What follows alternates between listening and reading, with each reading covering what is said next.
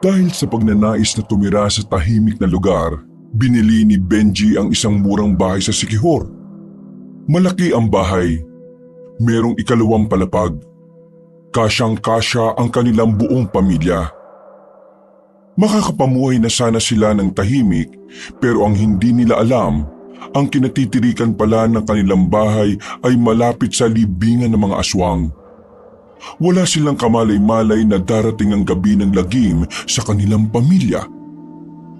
Muling babangon ng mga aswang na kung tawagin ay amalanhig.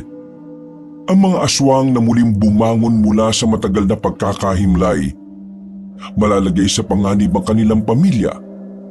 Mabuti na lamang ay isang amasonang babae ang darating para tulungan sila. Ang babaeng ito ay ipinanganak para tugisin ng mga aswang, partikular ang mga amalanhig.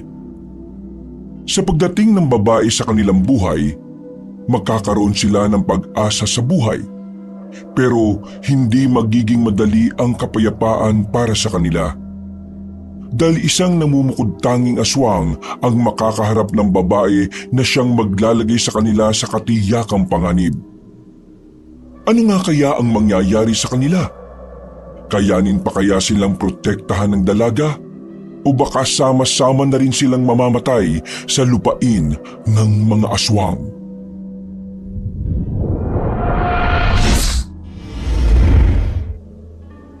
Matapos ang mahabang biyahe ay nakarating na rin ang magpamilya sa probinsya ng Siquijor. Nang maibaba na ang sasakyan at mga gamit nila mula sa barko, tila nakahinga na rin ng maluwag ang binatang si Nathan. Takot na takot kasi siyang sumakay sa barko. Pero wala naman itong magawa dahil yun lang ang pwedeng masakyan nila para madala ang lahat ng kanilang gamit. Nandito na ang lahat ng gamit natin. Hindi naman yan kakasya sa van lahat. Paano natin dadalhin ng mga yan? Ang kulit mo, Josie. Sinabi ko naman sa iyong meron akong kakilala rito na tutulong sa ating mag-akot. Bakit ba ang kulit-kulit mo? Kanina ka pa paulit-ulit eh. Nakalimutan ko lang naman kasi mabuti nang nakakasigurado tayo. Nasa pier na sila nung gabing yon. Hinihintay na lamang nila ang nakausap ni Mang Ronald na tutulong sa kanila. Dahil may ilang minuto pa naman ang biyahe ng mga yon. Naisipan na muna ng 3 magkakapatid na kumain na muna sa malapit na kainan doon. Kuya Nathan, ayos ka lang ba? Pulang-pula mukha mo oh. Nangyari sa'yo? Tatanungin mo pa ng ganyan, alam mo namang hindi sanay sa barko yan. Wala ka talagang galang eh, no? Nagtatanong lang naman eh, masama ba yun? Buti pa, umorder ka na lang. Kapag ako napikon sa'yo, baka sapakin kita bigla dyan. Oo, huwag kayo mag-away dito. Baka nakakalimutan nyo, hindi na to Maynila ha. Siquijor na to. Ano naman, kahit makarating pa kami sa Mars, kung gusto ko sapakin ang mukha nito gagawin ko. Bumili ka na, bilisan mo. Naiirita ako sa mukha mo. Oo na, ang pikon mo naman. Tumayo na lamang si Owen at lumapit sa counter. Sila na lamang ang bukod-tanging customer sa malaking kantin na yon. Kaya naman agad din naman silang nakakuha ng kakainin nila.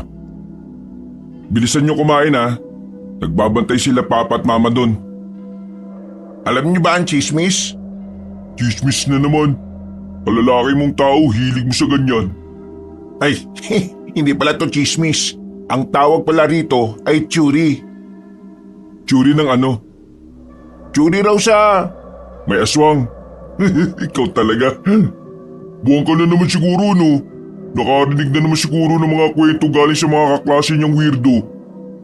Weirdo with glasses na walang ibang ginagawa kundi mag-aral lang. Hindi ko naman sinabi na totoo mga yun. Sasabihin ko lang naman kung ano yung mga nasagap ko sa social media. Hindi naman kasi lahat ng nababasa mo totoo. Matuto ka rin piliin yung mga kung anong paniniwalaan mo. Napakawalang kwenta ng pinag-share mo sa amin. Nanahimik na lamang ang binatang si Owen. Nang matapos na silang kumain, ay binalikan na rin nila ang mga magulang nila. Hindi rin nagtagal, dumating na rin ang kakilala ng kanyang ama na si Berto. May dalang malaking truck yun na siyang hahakot ng mga gamit nila. Kaya naman hindi na nila kinailangan pang magsakay ng kahit na anong gamit nila sa van. Ay, salamat at nakalis na rin sa mabawong, Pierre.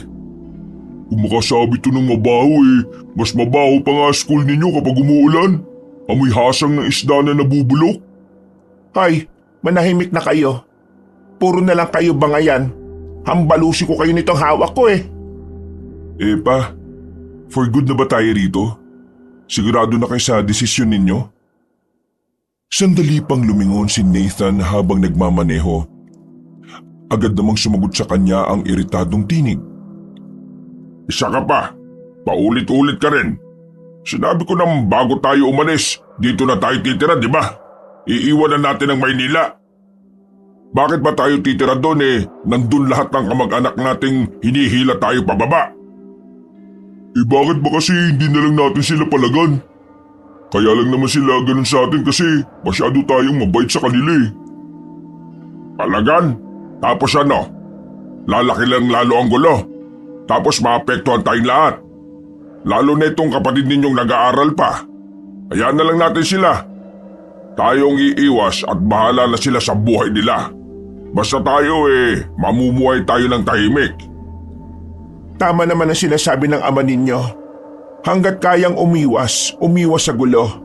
Isa pa, hindi naman tayo kagaya nila. Hindi tayo palaaway. Pinalaki namin kayo ng mabubuting bata. Kaya hindi natin kailangan bumaba sa level nila. Basta ako, ayos na ako dito. Ang problema ko lang, hindi ako mag-aaral sa pasukan. Meron na kami nakita ng papa nyo na universidad sa social media. Malapit lang yun sa Pierre. Yung negosyo naman natin, anong gagawin natin? Di magsisimula tayo ulit, ganun lang naman kasimple. Yabang mo, anong ganun kasimple? Buti sana kung ang galing mong magpatakbo ng negosyo Buti pa itong si Joren, kahit papaano natutulungan akong tumaas ang sales. Ronald naman, umayos ka nga sa sinasabi mo. Ibangga ko tong van na to makita nyo. Hindi na lamang nagsalita ang lalaking si Nathan kahit na masama ang kanyang loob. Sa kanilang magkakapatid kasi, siya lang ang bukod tanging pinag-iinitan ng kanyang ama. Palibasa, hindi talaga niya magawang makatulong sa negosyo. Lahat kasi ng sinisimulan niyang negosyo noong nasa Binondo pa sila ay nalulugi rin.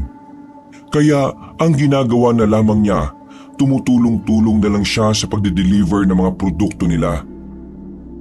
Nagtitinda sila ng gara-garapong aligi ng alimango. Yun na ang nagsisilbi nilang pinagkukunan ng ikabubuhay. Sa tagal na ng negosyo nilang yun, ay nakapagtapos si Nathan at Joren ng kolehiyo. Ngayong nasa Sikihor na sila, panibagong estratehiya na naman ang gagawin ni Mang Ronald. Dakong 10:00 na ng gabi nang marating na nila ang lugar na kinatitirikan na kanilang bahay. Sobrang nanibago ang tatlong binata. Nasanay kasi silang tabi-tabi ang bahay sa Maynila. Pero sobrang malayo yon sa dinatnan nila. Ang bahay lang nila ang bukod tanging nakatirik doon. Wala silang ibang bahay na makikita roon. Maayos naman ang bahay. Naka-finish na rin ang pader. Nakapintura na rin at talaga namang titirhan na lang. Nabili ito ni Mang Ronald sa murang halaga kasama na ang lupa. Ang may-ari daw kasi noon ay namatay habang nasa Amerika. Maraming salamat, Ronnie. Pasensya ka na ha. Dagdagan ko na lang ang bayad ko sa iyo kapag napasyal ako sa inyo. Tumango lang ang lalaking may-ari ng truck. Matapos kumaway ay umalis na rin yun. Si Papa talaga. Binarat mo pa yung tao ang dami-dami ng gamit natin. Kapag negosyante ka, kailangan marunong ka ng ganon. Sus, buraot at barat ka lang talaga. Sige na, buhatin niyo yung mga gamit natin papasok. Sa sala na lang muna ilagay yung mga yan. Kami ng papa mo magpapahinga na muna. Sus, maglalabing-labing lang kayo Tumigil ka nga sa sinasabi mo. Kita mo ang tatanda na namin. Hindi na nga tumitigas ang oops, Tama na, iba na yan. Binuhat na lamang nila ang kanilang mga gamit. Medyo nangihina pa si Nathan nung mga sandaling yun. Ramdam pa rin kasi nila ang pagkahilo dahil sa sobrang haba ng kanilang binyahe. Mag-aalas 12 na nang maayos na nila ang kanilang mga gamit. Naiakyat na rin nila lahat sa kada silid. Lilinisin na lang nila yon. Kinabukasan, habang nagbibihis si Nathan sa kanyang silid, sumilip sa kanya ang sinundan niyang kapatid na si Joren. Kuya, okay ka lang? Ha? Bakit? Tungkol dun sa mga sinabi ni Papa kanina. Okay lang naman ako. Hindi ko kailangan mag-alala. Sorry kasi lagi ka na lang nadadamay. Sus, para kang timang. Kasi lagi ka na lang kinukumpara sa akin ni Papa. Nagigilty kaya ako. Hindi mo naman kasalanan na talagang mas magaling ka kaysa sa akin, no? Alam mo rin naman di ba nung una pa lang, wala akong interest sa pagninegosyo. Tumutulong lang ako sa inyo kasi kailangan. Hindi ka ba nagagalit sa akin? Hindi, bakit naman? Kahit na minsan? Hindi nga, kulit. Salamat sa pangunawa mo, kuya. Wala yun. Dapat nga ako magpasalamat sa iyo eh. Kasi kahit minsan nasusungitan kita, you're still asking me if okay lang ako. Siyempre naman, kuya ka namin eh. Siya nga pala, bukas ng umaga, puntahan agad natin yung pwesto na pagtatayuan ng factory natin ha. Kasi sa makalawa, darating na rin naman yung mga machine. Sabi ni Papa lumang warehouse daw yun. So, kaunting kalikot na lang siguro yun. Okay, goods yun. Lumabas na muna ng silid niya si Joren. Kahit na papaano ay gumaan na ang kanyang pakiramdam. Si Joren kasi talaga ang pinaka-close niya kaysa kay Owen. Madalas siyang makasundo si Joren sa maraming bagay. Napapangiti na lang siya dahil alam niyang may nakakaintindi rin pala sa kanya. Si Joren ang nagiging sandalan niya kapag lagi siyang dinadaon ng sarili niyang ama. Maya-maya lang, minabuti na lamang ni Nathan na matulog na. Hanggang sa mga sandaling yun kasi ay nahihilo pa rin siya. Nang mahiga siya ay hindi na niya namalayang unti-unti na pala siyang nakatulog. Nakalimutan niya pang isarado ang bintana. Kaya dakong 3:00 ng madaling araw ay nagising siya dahil sa lamig. Ginaw, utik. Isinara niya ang bintana. Ang kaso, hindi na siya inaantok. Naisipan na lamang niyang tumungo sa baba. Pumunta siya sa kusina. Pagbukas niya ng ref, wala pa itong kalaman-laman maliban na lamang sa tubig. Naganap na lamang siya ng kape at saka nag-init ng tubig. Habang tulala sa takure, sa hindi malamang dahilan ay parang may narinig si Nathan na parang humihiyaw. Mahina lang ang naririnig niya kaya nasisiguro niyang medyo malayo yon sa kanila. Ang hiyaw na yon ay parang tinig ng isang taong tila nahihirapan. Pero nakakatakot din ang dating nito para sa binata. Ano kaya yun? Narinig mo rin? Ay, tarantado! Ay, nagulat ka ba? Mukha bang hindi? Bigla-bigla ka na lang magsasalita dyan. Bakit gising ka pa? Kanina ko pa kasi naririnig yung parang hiyaw na yun eh.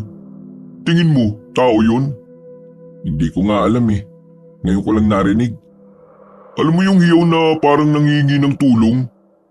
Ganun yung naririnig ko.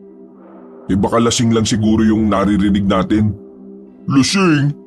Wala nga tayong nakikitang bahay na malapit sa atin eh. Ewan ko. Yaman mo na. Mapapagod din yan. Oh, gusto mo ng kape? Oo, sabay mo na ako. Tumambay ang dalawa sa tapat ng bahay nila kung saan nakaparada rin ang kanilang van. Maya-maya lang din naman ay tumigil na ang naririnig nilang hiyaw. Kaya naman hindi na rin nila masyadong inintindi at binigyan ng kakaibang kahulugan yon.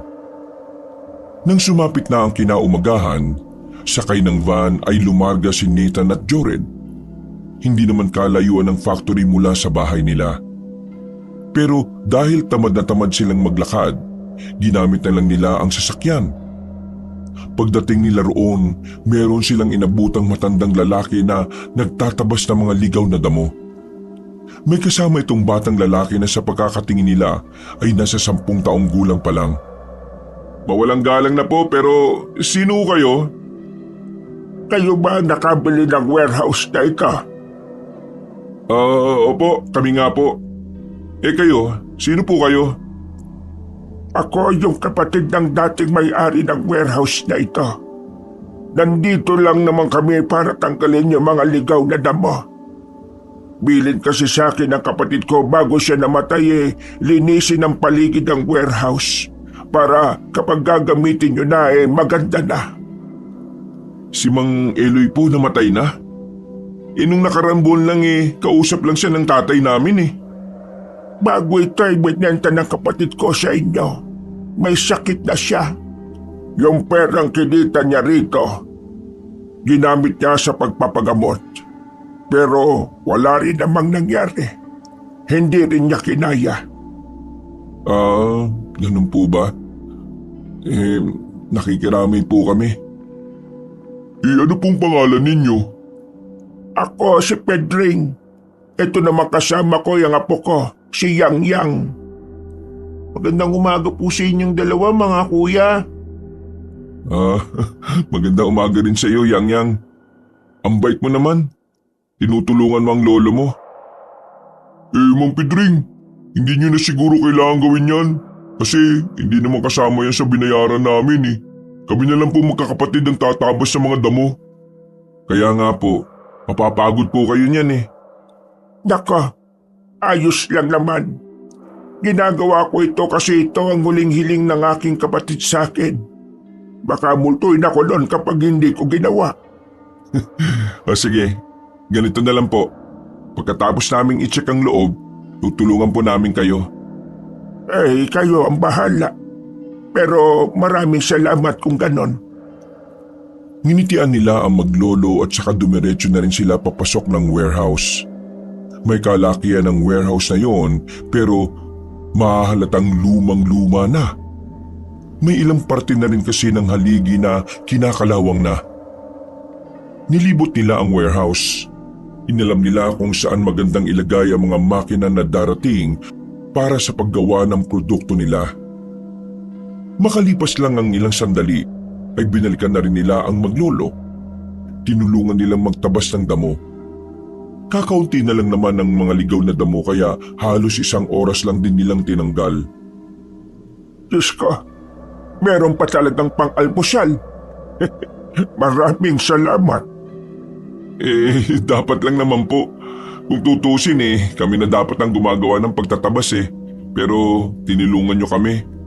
Siguro sobrang mahal po ninyo yung kapatid ninyo. Sobrang mahal? Ay oo, sobra-sobra. Siya ang sandalan ko mula binata pa ako. Parang kagaya ninyo. Nakikita ko ang sarili namin sa inyong dalawa.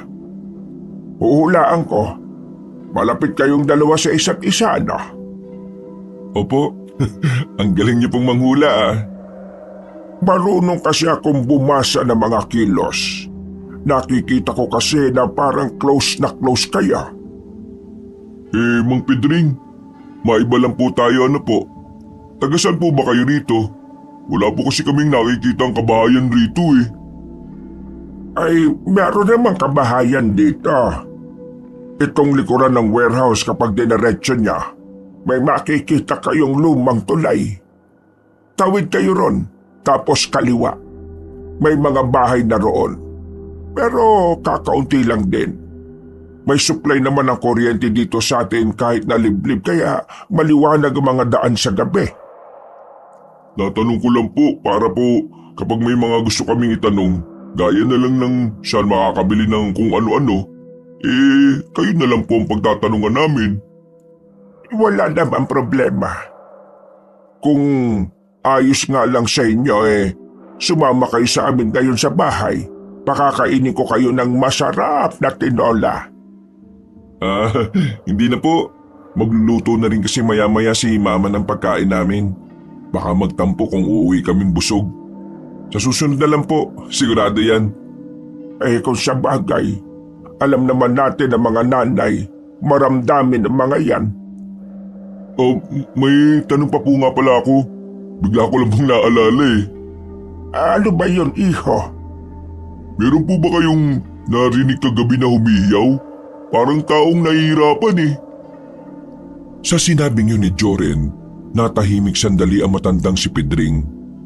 Siniko naman ni Nathan si Joren para sawayin. Para kasi kay Nathan, hindi yun ang tamang pagkakataon para pag-usapan ng mga ganoong bagay. Nako, pasensya na po kayo ha. Ito kasing utol ko minsan wala sa hulog eh.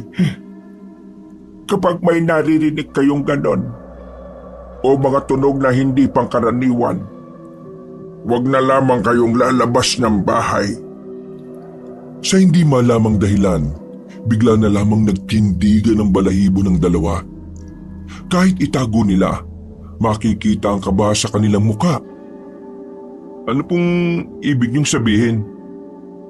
Hindi naman natin alam kung ano ang nasa paligid natin, hindi ba? Kaya tayo na lang ang iiwas. O paano? Kailangan na namin bumalik sa amin. Maraming salamat ulit sa inyo at sa pagkain, ha? Sige po. Maraming salamat din po. Inilalayan na ng batang si Yang Yang ang matanda. Naglakad na rin ang mga yon paalis. Sa puntong yon, parehong napaisip ang magkapatid sa sinabi ni Mang Pedring. Hindi nila maintindihan kung ano ang nais nitong tumbukin, pero hindi nila maiwasang hindi kabahan. Baka naman tinatakot lang tayo ni Mang Pedring kasi bago tayo. Akala niya siguro gala tayo ng gala kaya yun. Pwede rin naman na kaya niya sinabi yon. Para magpirmi tayo sa bahay kapag gabi. Mismo! Hayaan mo na nga. Sundin na lang natin yung sinasabi niya kasi siya naman ang taga rito eh. Matapos ang kanilang usapan ay bumalik na lang ang dalawa sa van. Pagbalik nila sa bahay nila, galit na naman kay Nathan ang kanyang ama. Pagbaba pa lang nila ng sasakyan ay sumalubong na kagad ito sa gate. Hindi ka talaga nag-iisip kahit kailan no? Alam mo nang gagamitin ko ang sasakyan kasi may kakausapin akong investor sa bayan. Dinala niyo pa talaga yung sasakyan. Pa, pinunta namin yung warehouse. Diyos ko! Pwede niyong lakarin Sumakay pa kayo. Ang tatamad niyo naman. Ikaw ang kuya. Dapat ikaw ang may common sense. Kahit kailan talaga di ka maasahan. Tangin na kayo susi. Alis na ako. Pambihira. Late na ako Napapailing na lamang si Nathan ng mga sandaling yon. Kahit na nararamdaman na naman niya ang inis para sa kanyang ama, ay hinayaan na lamang niya. Pero hindi niya talaga maintindihan kung bakit parang lagi na lang mainit ang ulo nito. Kahit na wala naman siyang kapalpakan, lagi itong iritado sa kanya. Tinapik na lamang siya ni Joren sa balikat. Pumasok sila sa loob ng bahay at naupo sa sofa. Nung araw na yon, buong maghapon nang sira ang araw ni Nathan. Hindi niya magawang ngumiti. Ayaw na rin niyang magsalita dahil baka makahanap na naman ng pagkakataon ng kanyang ama para magalit sa kanya. Lumipas pa ang ilang araw. Maayos na rin ang warehouse. Naroon na rin ang mga makina at gumagana lahat. Malinis na rin ang loob. Ang kulang na lang para makapagsimula ng operasyon ay ang mga tao. Pero ilang araw na silang naghahanap ng mga trabahador, pero kahit ni isa ay walang may gustong mag-apply. Kahit taasan pa nila ang pasahod, walang pumapatos. Hindi malaman ni Mang Ronald kung ano ba talaga ang problema, kaya lalo na naman itong naiirita. Lumabas na lang ng bahay si Nathan para hindi siya mapag-initan. Habang nakasandal sa van habang naninigarilyo, nakita niyang napadaan si Mang Pedring. May dala-dala itong mga saging na nakasako. Joren! Nathan po. Si Jordan po yung isa sa kasama ko nung nakaraan. Ay, pasensya na. Magkamukha kasi kayong dalawa kaya ako nalilito. Ay, kumusta na? Napansin ko yung warehouse nyo. May mga makina na sa loob. Simula na ba kayo? Huminga ng malalim ang binatang si Nathan at sabay silang napatingin sa bahay nila nang marinig na sumigaw si Mang Ronald. Tatay ko po yun. Gigil na naman. Naiinis siya kasi ang hirap makahanap ng mga tao na tatao sa warehouse eh. Kahit na taasan namin ng sahod, walang pumapatos. Hindi ko nga rin po alam kung anong problema eh. Lugar. Po? Yun ang problema. Lugar. Dahil ba nasa probinsya? Hindi. Dahil sa mismong kinalalagyan ng warehouse. Ano naman pong problema dun? Nasabi na ba sa iyo ng papa mo na ayaw talagang ibenta ng kapatid ko ang warehouse sa kanya? Wala naman pong nasabi. Teka, akala ko ba gustong ibenta ng kapatid mo ang warehouse kay Papa? Walang balak ang kapatid kong ibenta ang warehouse. Gusto na lang niya sana na abandonahin. Ang kaso nga, nagkasakit siya. Tapos itong papa mo, pinilit siya ng pinilit. Sinabihan na siya ng kuya na hindi nga maganda ang pwesto. Pero itong papa mo ang mapilit.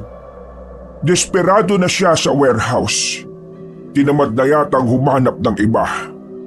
At saka siguro kaya nagpumilit ang papa mo. Kasi malapit dito ang bahay ninyo. Ibig sabihin, pinilit lang talaga ni Papa ang kapatid nyo? Oo. Ginamit na lang din ng kapatid ko kasi kailangan niya ang perang pampagamot. Ano ba kasing meron? Kapag sinabi ko ba sa iyo ay maniniwala ka? Sandaling nanahimik si Nathan.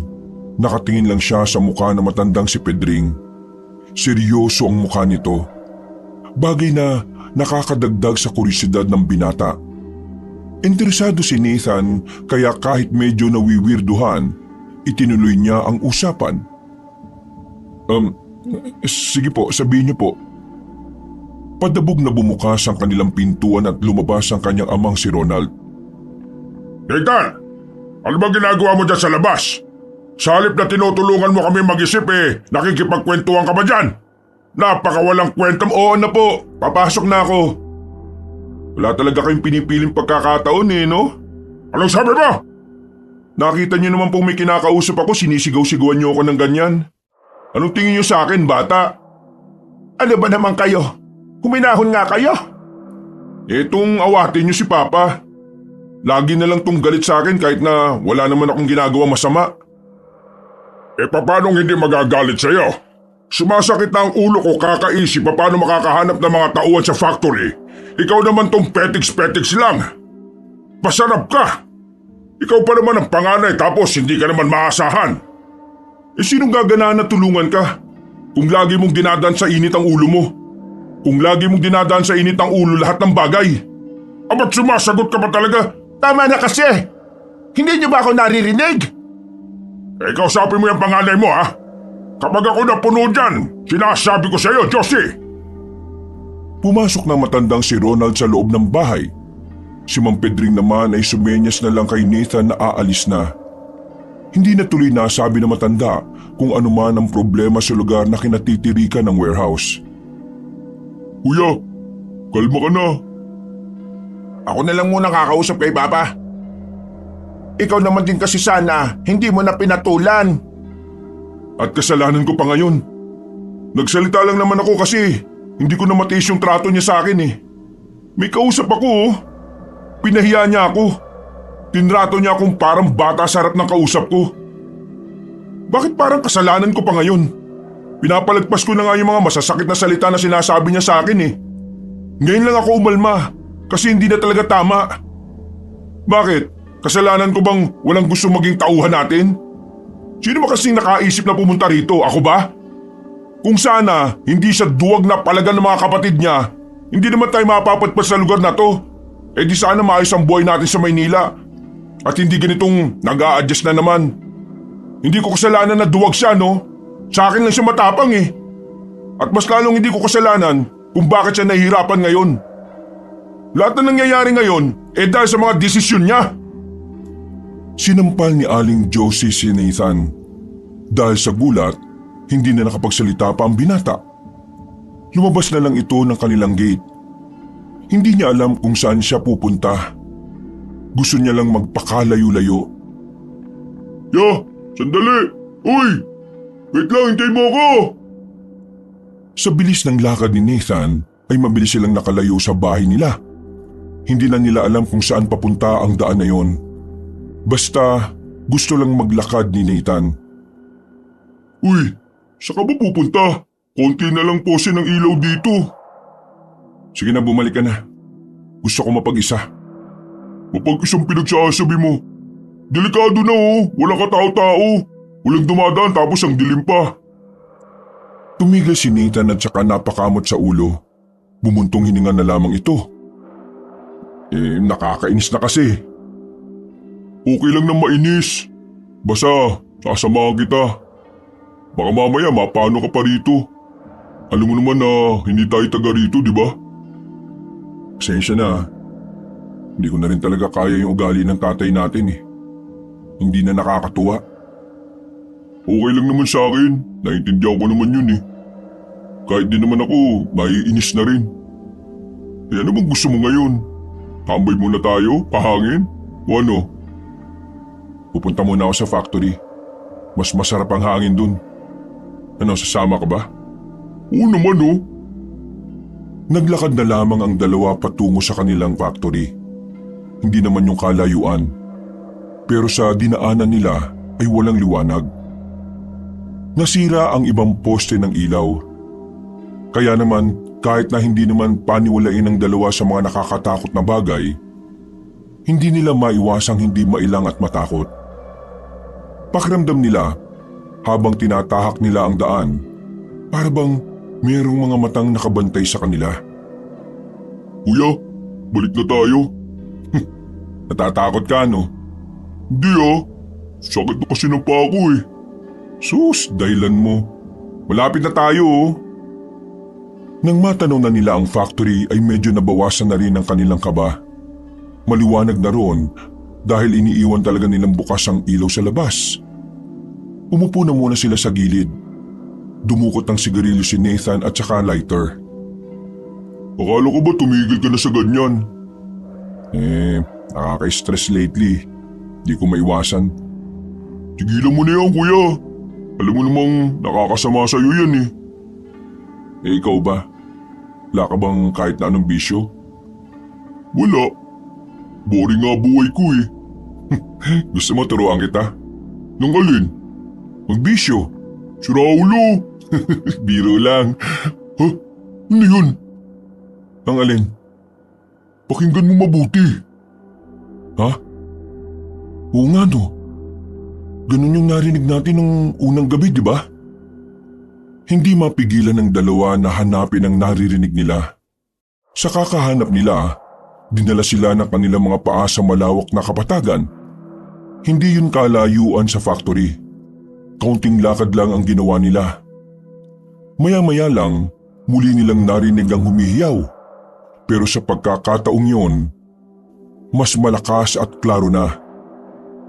Dito na nila napagtanto na parabang nagmumula ito sa ilalim ng lupa. Kuya, tama ba naririnig ko? Parang dyan sa ilalim ng lupa yan ang gagaling? Oo, parang dyan nga eh.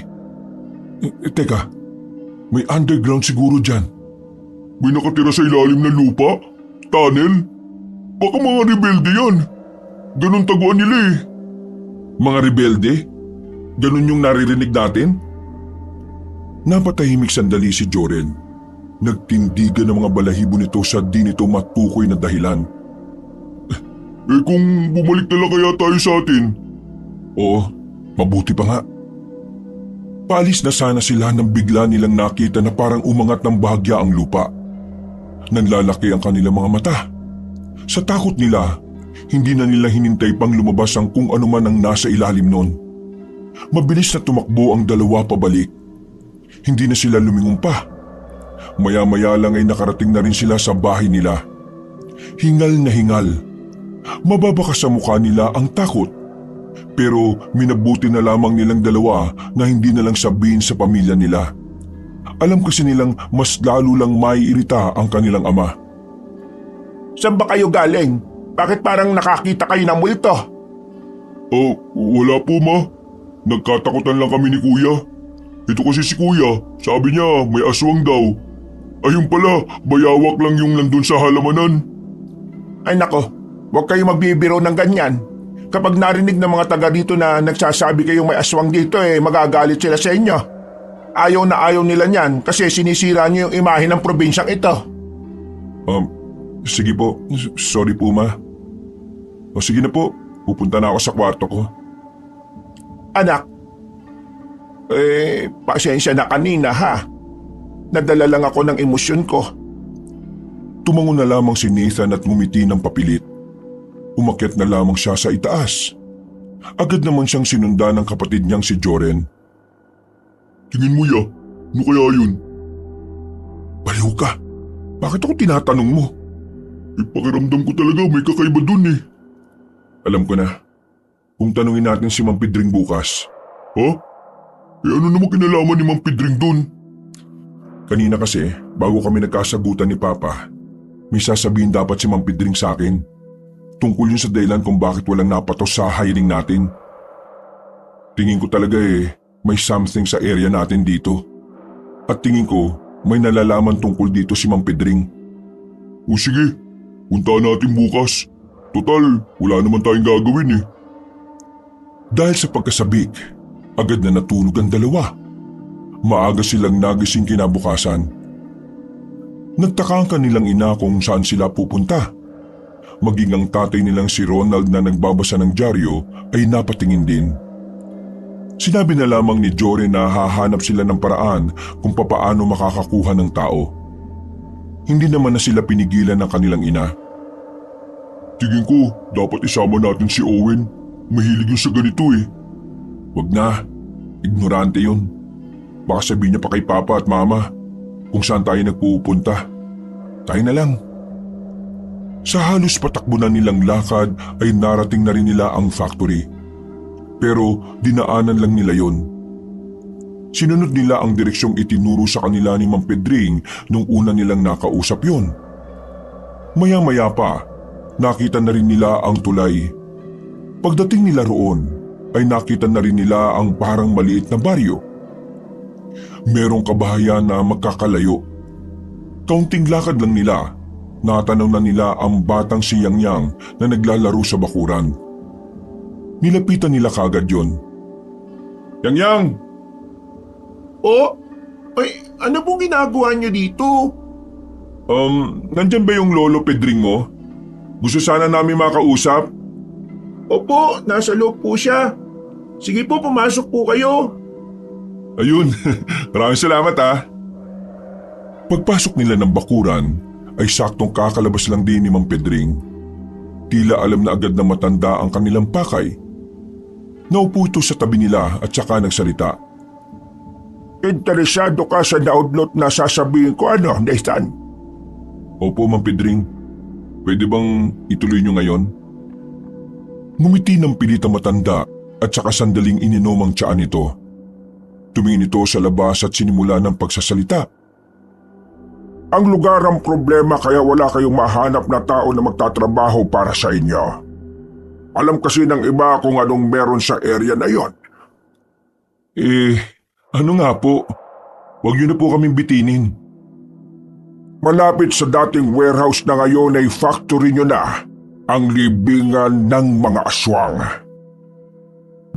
Sa hindi mapaliwanag na dahilan, kahit na hindi naman naniniwala ang dalawa sa mga aswang, nagtayuan ang kanilang mga balahibo.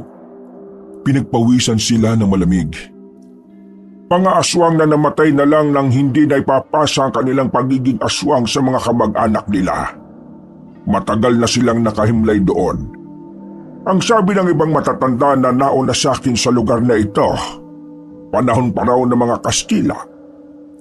Ang mga katawan nila ay hindi naaagnas, hindi inuuod. Higit sa lahat, hindi rin nabubulok. Yun ay dahil meron pa silang gustong gawin sa mundo na hindi nila nagawa noong nabubuhay pa sila. At yun nga ay ang pagpapamana ng kanilang pagiging aswang.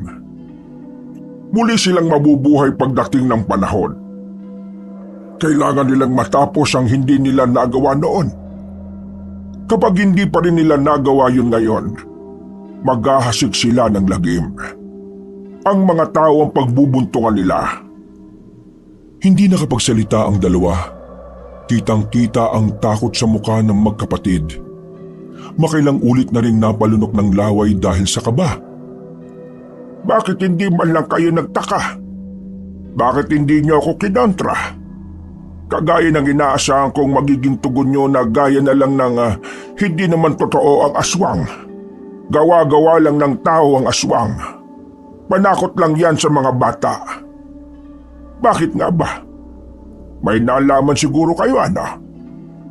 Sa totoo niyan, Mang Pedring, nung gabing nandito kami, nakarinig kami ng kakaibang hiyaw. Hanggang sa natuklasan namin na nanggagaling ang hiyaw na yon sa ilalim ng lupa, sa malawak na kapatagan na malapit sa factory namin. At hindi lang po yan. Kagabi, narinig na naman po namin. Nang puntahan namin, nakita namin na parang umangat yung lupa dun. Munti ka nang mabitiwan ni Mang Pedring ang hawak-hawak nitong tasa. Bumakas na rin sa mukha ng matandang lalaki ang kakaibang takot. Bakit po ganyan ang reaksyon ninyo? Totoo ba ang sinasabi ninyo? Opo, hindi po kami nagsisinungaling. Kung totoo ang sinasabi ninyo, baka wala ng bisa ang ritual na ginawa ko maraming taon na ang nakalilipas. Dali, sumama kayo sa akin. Kailangan kong makita ang lupa. Nagmamadali silang naglakad patungo sa malawak na kapatagan. Pagdating nila, nakita nilang parang may bungkal ng lupa roon. Narinig nilang napamura si Mang Pedring. Hindi ito maaari. Bakit po? Ano po bang nangyari? Sabihin niyo sa amin. Bumago na ang isang aswang na kung tawagin ay Amalanhig. Ang mga aswang na namatay na muling nabuhay. Hindi ito maganda. Mamayang gabi, baka bumago na rin ang iba pa. Kailangan ko magsagawa ng panibagong ritual. Kung hindi, makakapaghasik sila ng kasamaan. Nathan, kailangan mo kausapin ang ama mo. Kailangan niyo nang umalis dito sa lalong madaling panahon. Kung hindi kayo aalis, maaari kayong mapahamak. Sa oras na makabago na ang mga Amalanhig, hahanapin nila ang mga kamag-anak nila. At kapag hindi nila yon natagpuan, kailangan na dating maganda. Tayong mga tao ang sisisihin nila at pagbubuntungan nila. Tingnan nyo, lumapit kayo. Kabaong ng aswang ang nasa ilalim. Silipin nyo. Marami pa yan kung bubungkalin ito. Pero bakit ba kasi nagkaroon pa ng libingan ng mga aswang dito? Kainis naman oh. Matagal na yan dyan. Hindi ko sila magalaw-galaw noon. Hindi rin pwedeng sunugin. Ang sabi sa akin ng tatay ko, kapag ginalaw ang bangkay nila, mas mapapadali ang kanilang pagkabuhay. Ano po paraan para mapatay sila? Ang espada na kung tawagin ay Urka. Po? Urka? Espada yon ng mga sinaunang babae rito sa probinsya natin. Mga Amazon na sila. Ang problema, hindi ko alam kung saan matatagpuan yon. Kung hindi natin makita ang espadang yon, anong mangyayari? Wala nang ibang paraan para mapaslang sila kung hindi yun lang. Utya talagang buhay to. Hindi ko pa nga tapos yung problema ko kay Papa. Dadagdag pa ito. Problema ngayon, paano natin makukumbinsi si Papa na umalis na tayo rito at iwan tong negosyo natin? Kailangan nyo siyang pilitin. Kung hindi, baka ubusin nila ang dugo ninyo. Pagkatapos ng kanilang pag-uusap, umuwi na rin sila ng bahay.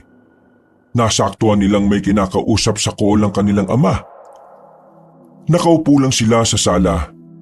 Hindi nila alam kung papaano tiyempo. Hindi sila mapakali. Napansin na sila ng bunso nilang si Owen. Lumapit ito sa kanila at nagtanong. Pareho ba kayo nagtatae? Kanina pa kayo di mapakali. May banyo naman. Tingnan niyo mga sarili niyo, oh. Pawis na pawis. Di naman mainit. Hoy, kung wala ka masasabing maganda, pwede ba huwag mo kaming guluhin? Lo, kayong dalawa lang ba magkapatid? Pansin ko talaga, lagi kayong magkasama tapos lagi niyo akong iniiwan. Galit ba kayo sa akin? Eh paano? Lagi kang nasa kwarto mo. Laro ka ng laro sa cellphone mo. Hindi naman siguro mahirap magaya, di ba? Kaya ko naman tumigil muna di ba? Please Owen, hayaan mo na muna kami mag-isip, pwede ba? Kailangan namin makausap si Papa at kailangan namin siya makumbinsi. Kasi kung hindi… Kung hindi mamamatay tayong lahat. Nagkatinginan si Nathan at Joren. Nagtataka sila sa sinabi ng kanilang kapatid. Pagtingin nila sa mukha nito, alam nilang meron na rin itong nalalaman. Sinundan ko kayo kanina, pagkatapos nyo. Ako naman ang kumausap dun sa matanda. Sinabi niya rin lahat sa akin. Kung ganon, huwag ka na munang maingay ha. Nabuelo pa kami kung papaano sasabihin kay Papa. Di ngayon naniniwala na kayo sa akin. Una, tama ka na. Abi? Naglagay na ako kanina sa bakuran natin ng tig-isang bawang. Sabi sa internet, bawang daw mabisang pangontra sa aswang. Hinaan mo nga yung busis mo. Ano pang sensei, sasabihin din naman natin sa kanila. Naku, ang kulit mo, Owen. Ilang beses ka bang iniri ni Mama? Hay, ang iingay niyo dyan. Ano ba pinag-uusapan niyo dyan ha? Baka mamaya ay makapikunan pa kayo dyan. Malilintikan na kayo sa akin, sinasabi ko sa inyo. Hindi malaman ng tatlo kung paano nila sasabihin sa kanilang ama ang kanilang mga natuklasan. Nakikita pa lang nila ang iritadong mukha ng ama nila ay nagdadalawang isip na sila. Lalong-lalo na si Nathan. Alam naman kasi niya na mas malabo pa sa sabaw ng pusit, maniniwala sa kanya ang kanyang ama. Kahit kailan naman kasi, hindi niya naranasan na mapakinggan ito. Kaya naman, ipinaubayan na niya sa dalawa niyang kapatid ang tungkol dito. Pero maging ang dalawa ay wala rin namang lakas ng loob. Natapos na lang ang pakikipag-usap ni Mang Ronald sa call ay wala pa rin silang masabi. Tikom pa rin ang kanilang mga bibig. Sa pag-aalinlangan nila, hindi nila nababantayan ang oras. Inabot na sila ng tanghali. Lumagpas na ang pananghalian at ngayon, 2 oras na lang ay kakagat na ang dilim.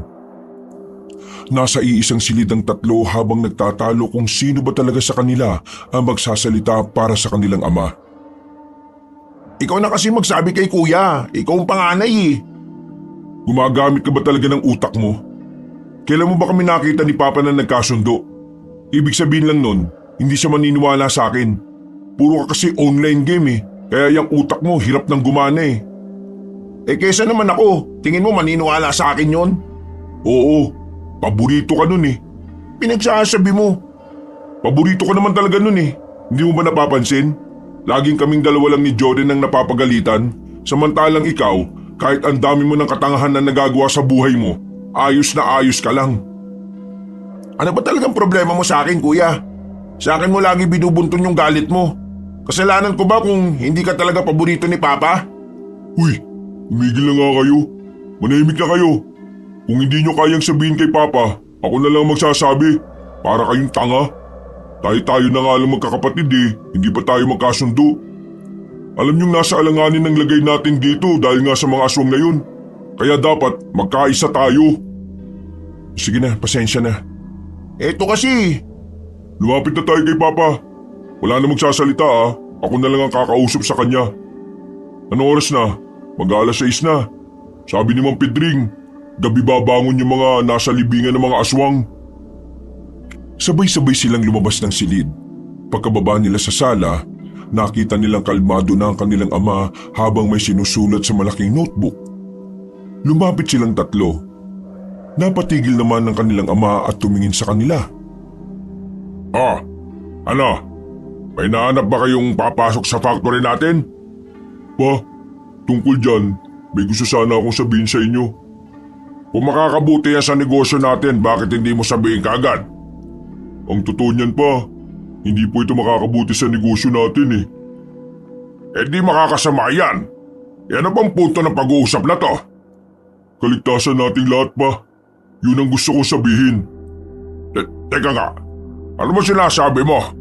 Ang gulo-gulo mo eh. Diretsahin mo nga ako. May kaaway na naman ba tayo rito? Pa, kailangan na nating umalis sa lugar na ito ngayon din. Simulan na natin mag-impake at bumalik na lang tayo sa Maynila. Doon, safe tayo kahit kaaway natin ng mga kamag-anak natin. Nasisira ka na ba ng ulo? Nahawa ka na dyan kay Nathan eh. Kakasama mo sa taong yan. Oh, ako na naman ang nakita. Pa, pakinggan mo ako. Itong sasabihin ko para sa kapakanan ng pamilya natin. Pa, may mga aswang dito sa area na ito. Nakalibing sila at unti-unti na silang nabubuhay ulit. Kapag hindi nila nahanap ang mga kamag-anak nila, tayo mga tao ang pagbubuntungan nila. Mga amalanhigang tawag sa mga aswang na yun. Mababangis sila pa. Kapag hindi tayo umalis dito, mayayari tayong lahat. Mamamatay, manahimik ka nga! Sa galit ng kanilang ama, ay naibato nito ang ballpen at ang sinusulatan nitong notebook sa kanila. Tila nandilisik ang mga mata nitong nakatingin kay Joren. Parang kakaunti na lang, masasapak na nito ang binata kahit yun pa ang paborito nitong anak. Joren, tinatarantado mo ba ako? Pa, nagsasabi ako na Sagutin mo ako! Tinatarantado mo ba ako? Pa, hindi. Eh yun naman pala eh. Ano itong pinagsasabi mo ha? Anong nangyayari sa utak mo? Ano na naman bang pinagsasabi sa iyo ng kuya mo? At bakit yan mga lumalabas sa bibig mo parang siraulo? Pinagsasabi mong aswang. Nakatira ka ba ha? Hindi normal na sinasabi ng isang tao yan eh. Kung hindi ka kumbinsido, sasamahan ka namin doon sa sinasabi naming libingan ng mga aswang. Makikita mo rin yung bungkal na lupa kung saan bumaunang... Isang malakas na sampal ang natanggap ni Joren mula sa kanyang ama. Nagulat si Nathan at Owen. Hindi nila inakala na magagawang sakta ni Mang Ronald ang pinakapaborito niyang anak. Agad namang inawat ni Nathan ang kanyang ama. Hinila si Joren palayo at siya ang humarap dito. Kung hindi mo kayang paniwalaan ang sinasabi ni Joren, huwag ka na lang manakit. Yun na lang ang maganda mong magagawa para sa anak mong walang ibang inisip kundi tulungan ka. Sa sinabi niyo ni Nathan ay natameme ang kanilang ama. Tila sinampal ito ng mga salita. Dahil wala rin naman silang mapapala sa pakikipag-usap sa matanda, lumabas na lamang sila ng bahay. Naisipan nilang puntahan na lamang si Mang Pedring habang meron pa silang oras. Ilang minuto na lang ay sasapit na ang 6:00. Nang marating nila ang bahay ni Mang Pedring, kita nilang may mga inihahanda ng gamit ang maglolo. Nang akalain nilang aalis na ang mga yon, ay agad silang lumapit. Mang Pedring, aalis na ba kayo?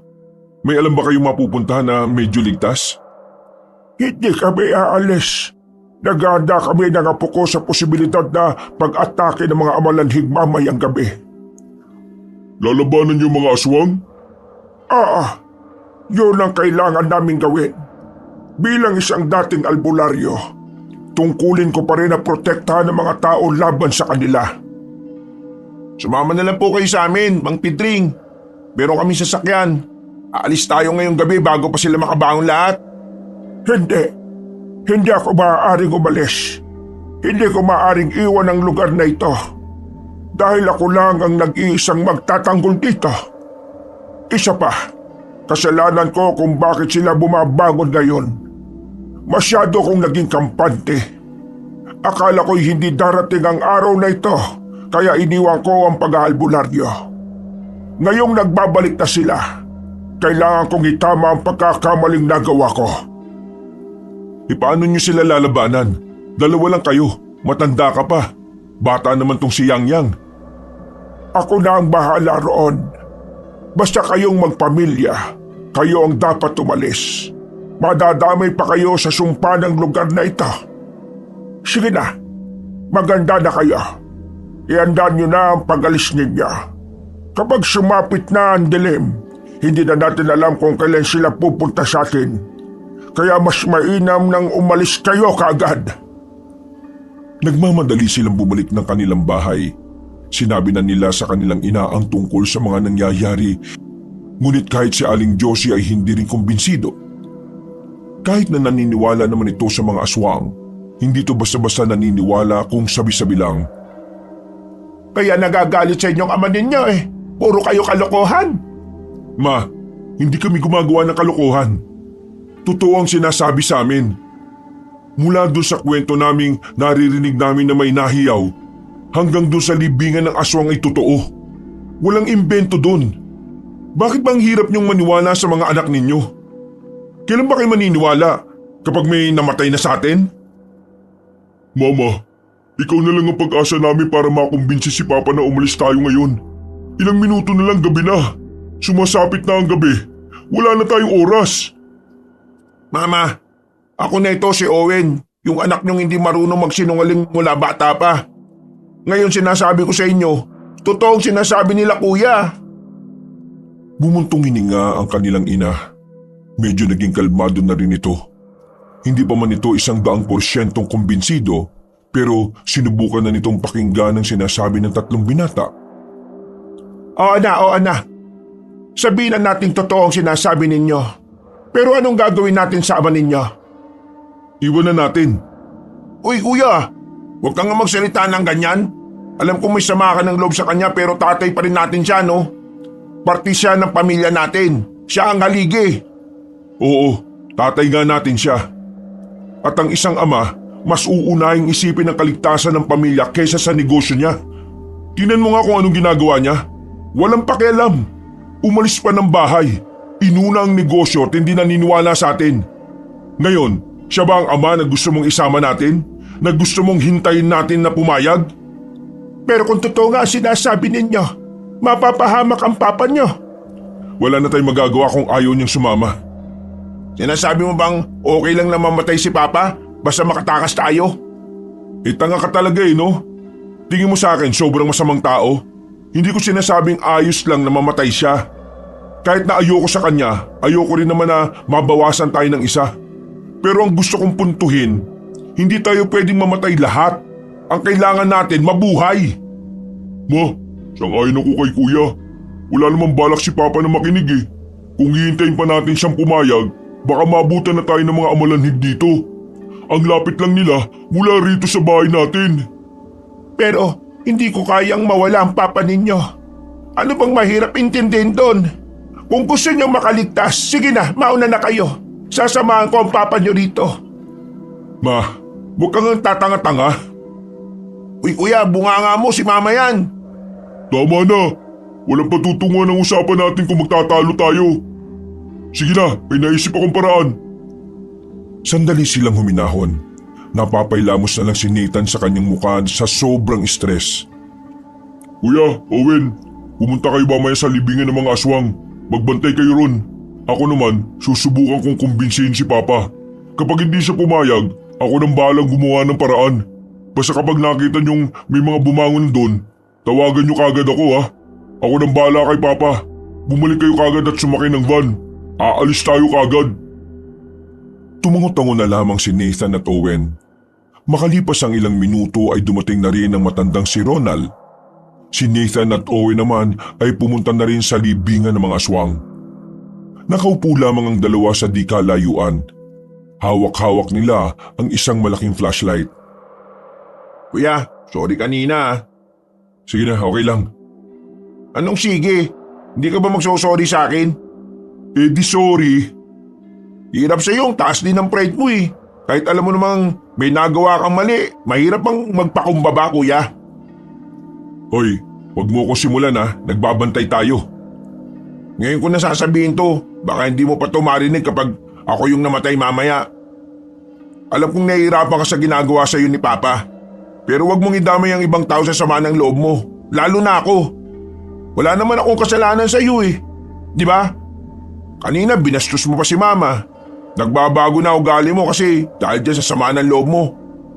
Hindi ka naman dating ganyan eh. Oo, naiintindihan ka naman namin dahil di kayo okay ni Papa. Pero kuya, ikaw ang pangalawang haligi ng tahanan natin. Kailangan mo maging maayos. Hindi ka ba nahihiya kay Kuya Joren? Parang mas matanda pa siya sa'yo eh. Wala kang alam kaya huwag kang magsalita, pwede ba? Yun ang problema. Wala akong alam. Wala kaming alam. Kasi alam mo kung bakit? Kahit kailan, hindi mo naman kami pinagkatiwalaan na pakinggan ang hinaing mo eh. Hindi ka nagsasabi ng problema mo. Kaya kami nanguhula. Uya, maikli lang ang buhay. Huwag mong sayangin ang buhay mo. Kung ayaw sa'yo ni Papa, bahala siya sa buhay niya. Basta kaming tatlo, gusto ka namin. At wala kaming sama ng loob sa'yo kahit na ang sungit mo lagi. Lalo na sa akin na wala namang ginagawang masama. Bumuntong hininga na lamang si Nathan. Nakaramdam siya ng kaunting konsensya sa kanyang kalooban. Hindi niya inaasahan na gano'n na pala ka-mature ang pag-iisip ni Owen. Ano? Magkakaayos ba tayo o hindi? Baka mamaya, ito na pala ang uling pagkakataon na makakausap mo ako. Hindi natin alam. Malay mo, mamatay o Sige na, sorry na. Sorry na. Kung ikaw na pagbubuntunan ko. Sorry. Paano ba naman kasi naiinggit ako sa'yo? Ikaw kasi, paborito ka. Kayo ni Joren. Ako, hindi. Kami? Paborito? Akala mo lang. Wala ka talagang alam kuya eh, no? Pero hayaan mo na. Isipin na lang natin na walang paborito sa atin. Ang isipin natin kung paano mas titibay ang samahan nating tatlo. Tayo na lang. Uy, ano yun? Nanlalaki ang mga mata nilang dalawa nang makarinig sila ng mga hiyaw na nagmumula sa ilalim ng lupa. Nakita na rin nilang tila umaangat ang lupa na parabang anumang oras ay may babangon na mula roon. Sa sobrang pagkawindang ay sandali pa nilang minasdan yon. Hanggang sa nakita na lang nilang may lumalabas ng kamay sa lupa. Nasundan pa yon sa kabilang parte. Uy, kuya! Tawagan mo si Kuya Joren, bilis! Nagmamadaling kinontak ni Nathan ang binatang si Joren at agad din namang yung nakasagot sa kanyang tawag. Joren, bumabangon na sila! Nadapa pa si Owen nang simulan na nilang tumakbo. Binalikan ito ni Nathan at saka hinila paalis. Pagdating nila sa bahay, naabutan nilang nakikipagtalo pa si Aling Josie kay Mang Ronald. Talagang ayaw makinig sa kanila na matandang lalaki. Kaya naman napilitan na si Jory na gawin ang binabalak niya. Sorry ah. Ha? Bigla na lamang siniko ni Joren sa batok ang kanyang ama. Dahil dito ay agad na nawalan ng malay si Mang Ronald. Diyos ko ka, anong ginawa mo sa papa mo? Natutunan ko sa kaibigan kong criminology. Safe yan. Mamaya magigising din kagad si Papa. Owen, tulungan mo ako magbuhat. Kuya Nathan, ikaw na bahala sa dalawang maleta na yan ha. Nandyan na lahat ng mga mahalaga nating gamit. Inila na ni Nathan ang dalawang maleta at saka lumabas na rin sila ng bahay. Nang papasok na sana sila sa sasakyan nang mapansin ni Nathan na flat ang gulong nila. Wisit, flat yung dalawang gulong sa harap. Ha? Kakapalit lang namin ni Papa ng gulong nung nakaraan ah. Kuya Joren, flat nga. May butas ba to? May sumabutahe sa atin. Ano na? Hindi na ba tayo makakaalis? Balik sa bahay! Balik! Wala tayong masasakyan! Wala silang pagpipilian ng mga oras na yon. Pumasok na lang sila ulit sa kanilang bahay at isinara ang lahat ng pinto at bintana. Sa sala lang sila lahat tumambay. May mga hawak na rin silang tubo at itak. Noong mga sandaling yon ay hindi mapakali ang kalooban nila. Lalo na't naririnig na nila ang sunod-sunod na hiyaw ng mga aswang. Pambira! Pinatulog ko pa si Papa. Hindi rin naman pala tayo makakaalis. Pero sino naman kayang siraulong magpa-flat ng gulong natin? Wala na tayong magagawa dyan. Ituon na lang natin ang atensyon natin sa mga paparating na aswang. Maya-maya lang, sigurado kong nandito na sila. Makalipas pa ang isang oras, naging tahimik lang ang mga sandali. Pero kahit na wala pang nangyayari, hindi naman naging kampante ang magkapatid. Nakasilip sila sa siwang ng bintana at kung minsan ay tumitingin-tingin din sila sa itaas. Balita, wala pa rin ba? Ewan ko kay Owen, siya yung nasa itaas eh. Umakyat si Nathan sa ikalawang palapag. naabutan niyang nakatulala si Owen habang nakatingin sa malayo. Nang idako rin ni Nathan ang kanyang tingin doon, nakita na niya ang mga aswang na mabagal na gumagapang. Tuwid ang mga bintino na parang hindi kayang itupi. Diretso lang din ang lakad ng mga yon. Kuya, tingin ko, ayan na sila. Tulungan mo ako dali! Dali! Harangan natin tong balkonahin ng kabinet para di sila makapasok. Pinagtulungan nilang iusog ang kabinet. Pagkatapos ay agad na rin silang bumaba sa sala. Nang sabihin na nila ang tungkol sa mga paparating na aswang, tila nanlambot ang kanilang ina. Ang kanilang ama naman ay walang kamalay-malay. Masarap ang tulog nito sa sofa. Owen, dali mo si Mama sa stockroom natin, dali! Kami na muna ni Jory ng bahala rito. Sigurado ba kayo? Oo, ang mahalaga si Mama. Protekta mo si Mama. Pumwesto na sa pintuan ng binatang si Nathan at Joren. Mga ilang sandali lang, nakarinig na lang sila ng mga angil. Nang sumilip sila ulit, nakita nila ang tila mga bangkay na muling nabuhay. Nakakapanayo ng balihibo ang kanilang mga itsura. Dahil sa kaba, pinagpapawisan ng malamig ang dalawa. Lalong humigpit ang hawak nila sa tubo at itak. Huminga sila ng malalim hanggang sa napadistansya sila sa pintuan nang makita nilang kumalubog na yon. Pagtingin nila sa bintana, nakita nilang binabangga-bangga yun ng mga amalanhik. Bumuebuelo ng malayo ang mga yon at pinagbabangga ng mga aswang ng sariling muka na parabang hindi man lang nasasaktan. Nakita sila ng isang amalanhig sa bintana. Lumapit yon sa kanila pero hindi naman nakapasok sa bintana. Hindi naman kasi nakakatayo ang mga yon. Napansin nilang gumagapang lang talaga ang mga amalanhig. Kuya, mukhang di sila nakakatayo. Pero hindi pa rin tayo dapat maging kampante. Ang sabi ni Mang Pedring, mabilis ang mga amalanhig kahit na gumagapang lang sila. Hindi na malaman ng dalawa kung anong kanilang gagawin. Lalo na nang makita nilang parang malapit nang masira ang kandado ng pintuan. Maya-maya pa, bigla na lamang nagising ang matandang si Ronald. Nagtataka itong bumangon nang makitang may hawak na itak at tubo ang dalawa. Narinig din ito ang mga nilalang sa loob. Ano bang nangyayari? Pa, pumunta ka ng stockroom. Nandun sila Mama at Owen. Ano ba kasing nangyayari? Sino bang mga nasa labas? Gusto mo bang mamatay? Kung ayaw mong mamatay, sumunod ka sa amin. Nandito na yung mga nilalang na ayaw mong paniwalaan. Sumilip sandali si Mang Ronald sa bintana. Maging ito ay napangangan na lamang nang makita ang mga nakakatakot na nilalang. Walang ano-ano, agad itong pumunta sa stockroom. Naiwan ang magkapatid doon. Iharang natin ng sopa! Wisit! Wala na silang nagawa nang masira na ng mga amalanhig ang pintuan. Bumungad na sa kanila ang mga nakadapang aswang. Amoy na amoy nila ang nabubulok nitong katawan. Nakakasulasok, nakakadagdag pa sa kanilang kilabot ang inilalabas na amoy nito. Manda ka na! Mabilis yan! Biglang gumapang ang isang aswang palapit sa kanila. Pinalo naman yun kaagad ni Nathan ang hawak niyang tubo. Napatigil lang yon, pero wala namang nangyari. Sabay-sabay na sana silang lulusobin ng mga amalanhig nang marinig nilang nagbagsakan ng mga aswang sa labas.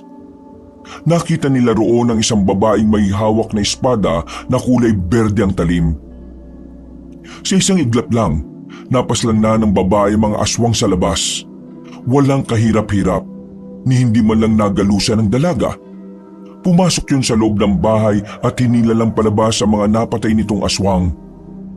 Pagkatapos, lumapit yun sa dalawang binata para kausapin. Wala bang nasaktan ng nasugatan sa inyo? Wala naman. Maraming salamat sa ginawa mo Pero sino ka? Anong pangalan mo? Ohana ang pangalan ko. Galing sa pamilya ng Amazona. Ako na lang ang natitirang tagatugis ng mga amalanhig sa probinsyang ito. May mga kasama pa ba kayo? Kailangan na nating umalis dito. Teka, hindi pa ba tapos ang problema natin? Napatay mo na yung mga aswang Mali kayo ng pagkakaintindi. Kahit ang matandang nakausap ninyo ay wala ring alam sa lawak ng libingan nila. Anong ibig mong sabihin? Matagal ko nang inaasahan na mangyayari ito. Dahil alam ko, marami sila. Sa likuran ng bahay na ito, kaunting lakad lang, may makikita kayong malaking puno at dun sa paligid nun, puro libingan na ng aswang. Isang buong kagubatan. Anak ng tupa. Ano ba ang gagawin natin para matalo sila? Sa pamamagitan nitong espadang urka, kaya ko silang patayin, pero mag-isa lang ako. Nahihirapan ako kung sabay-sabay sila. Isa pa, kailangan kong ilikas sa mga taong nandito.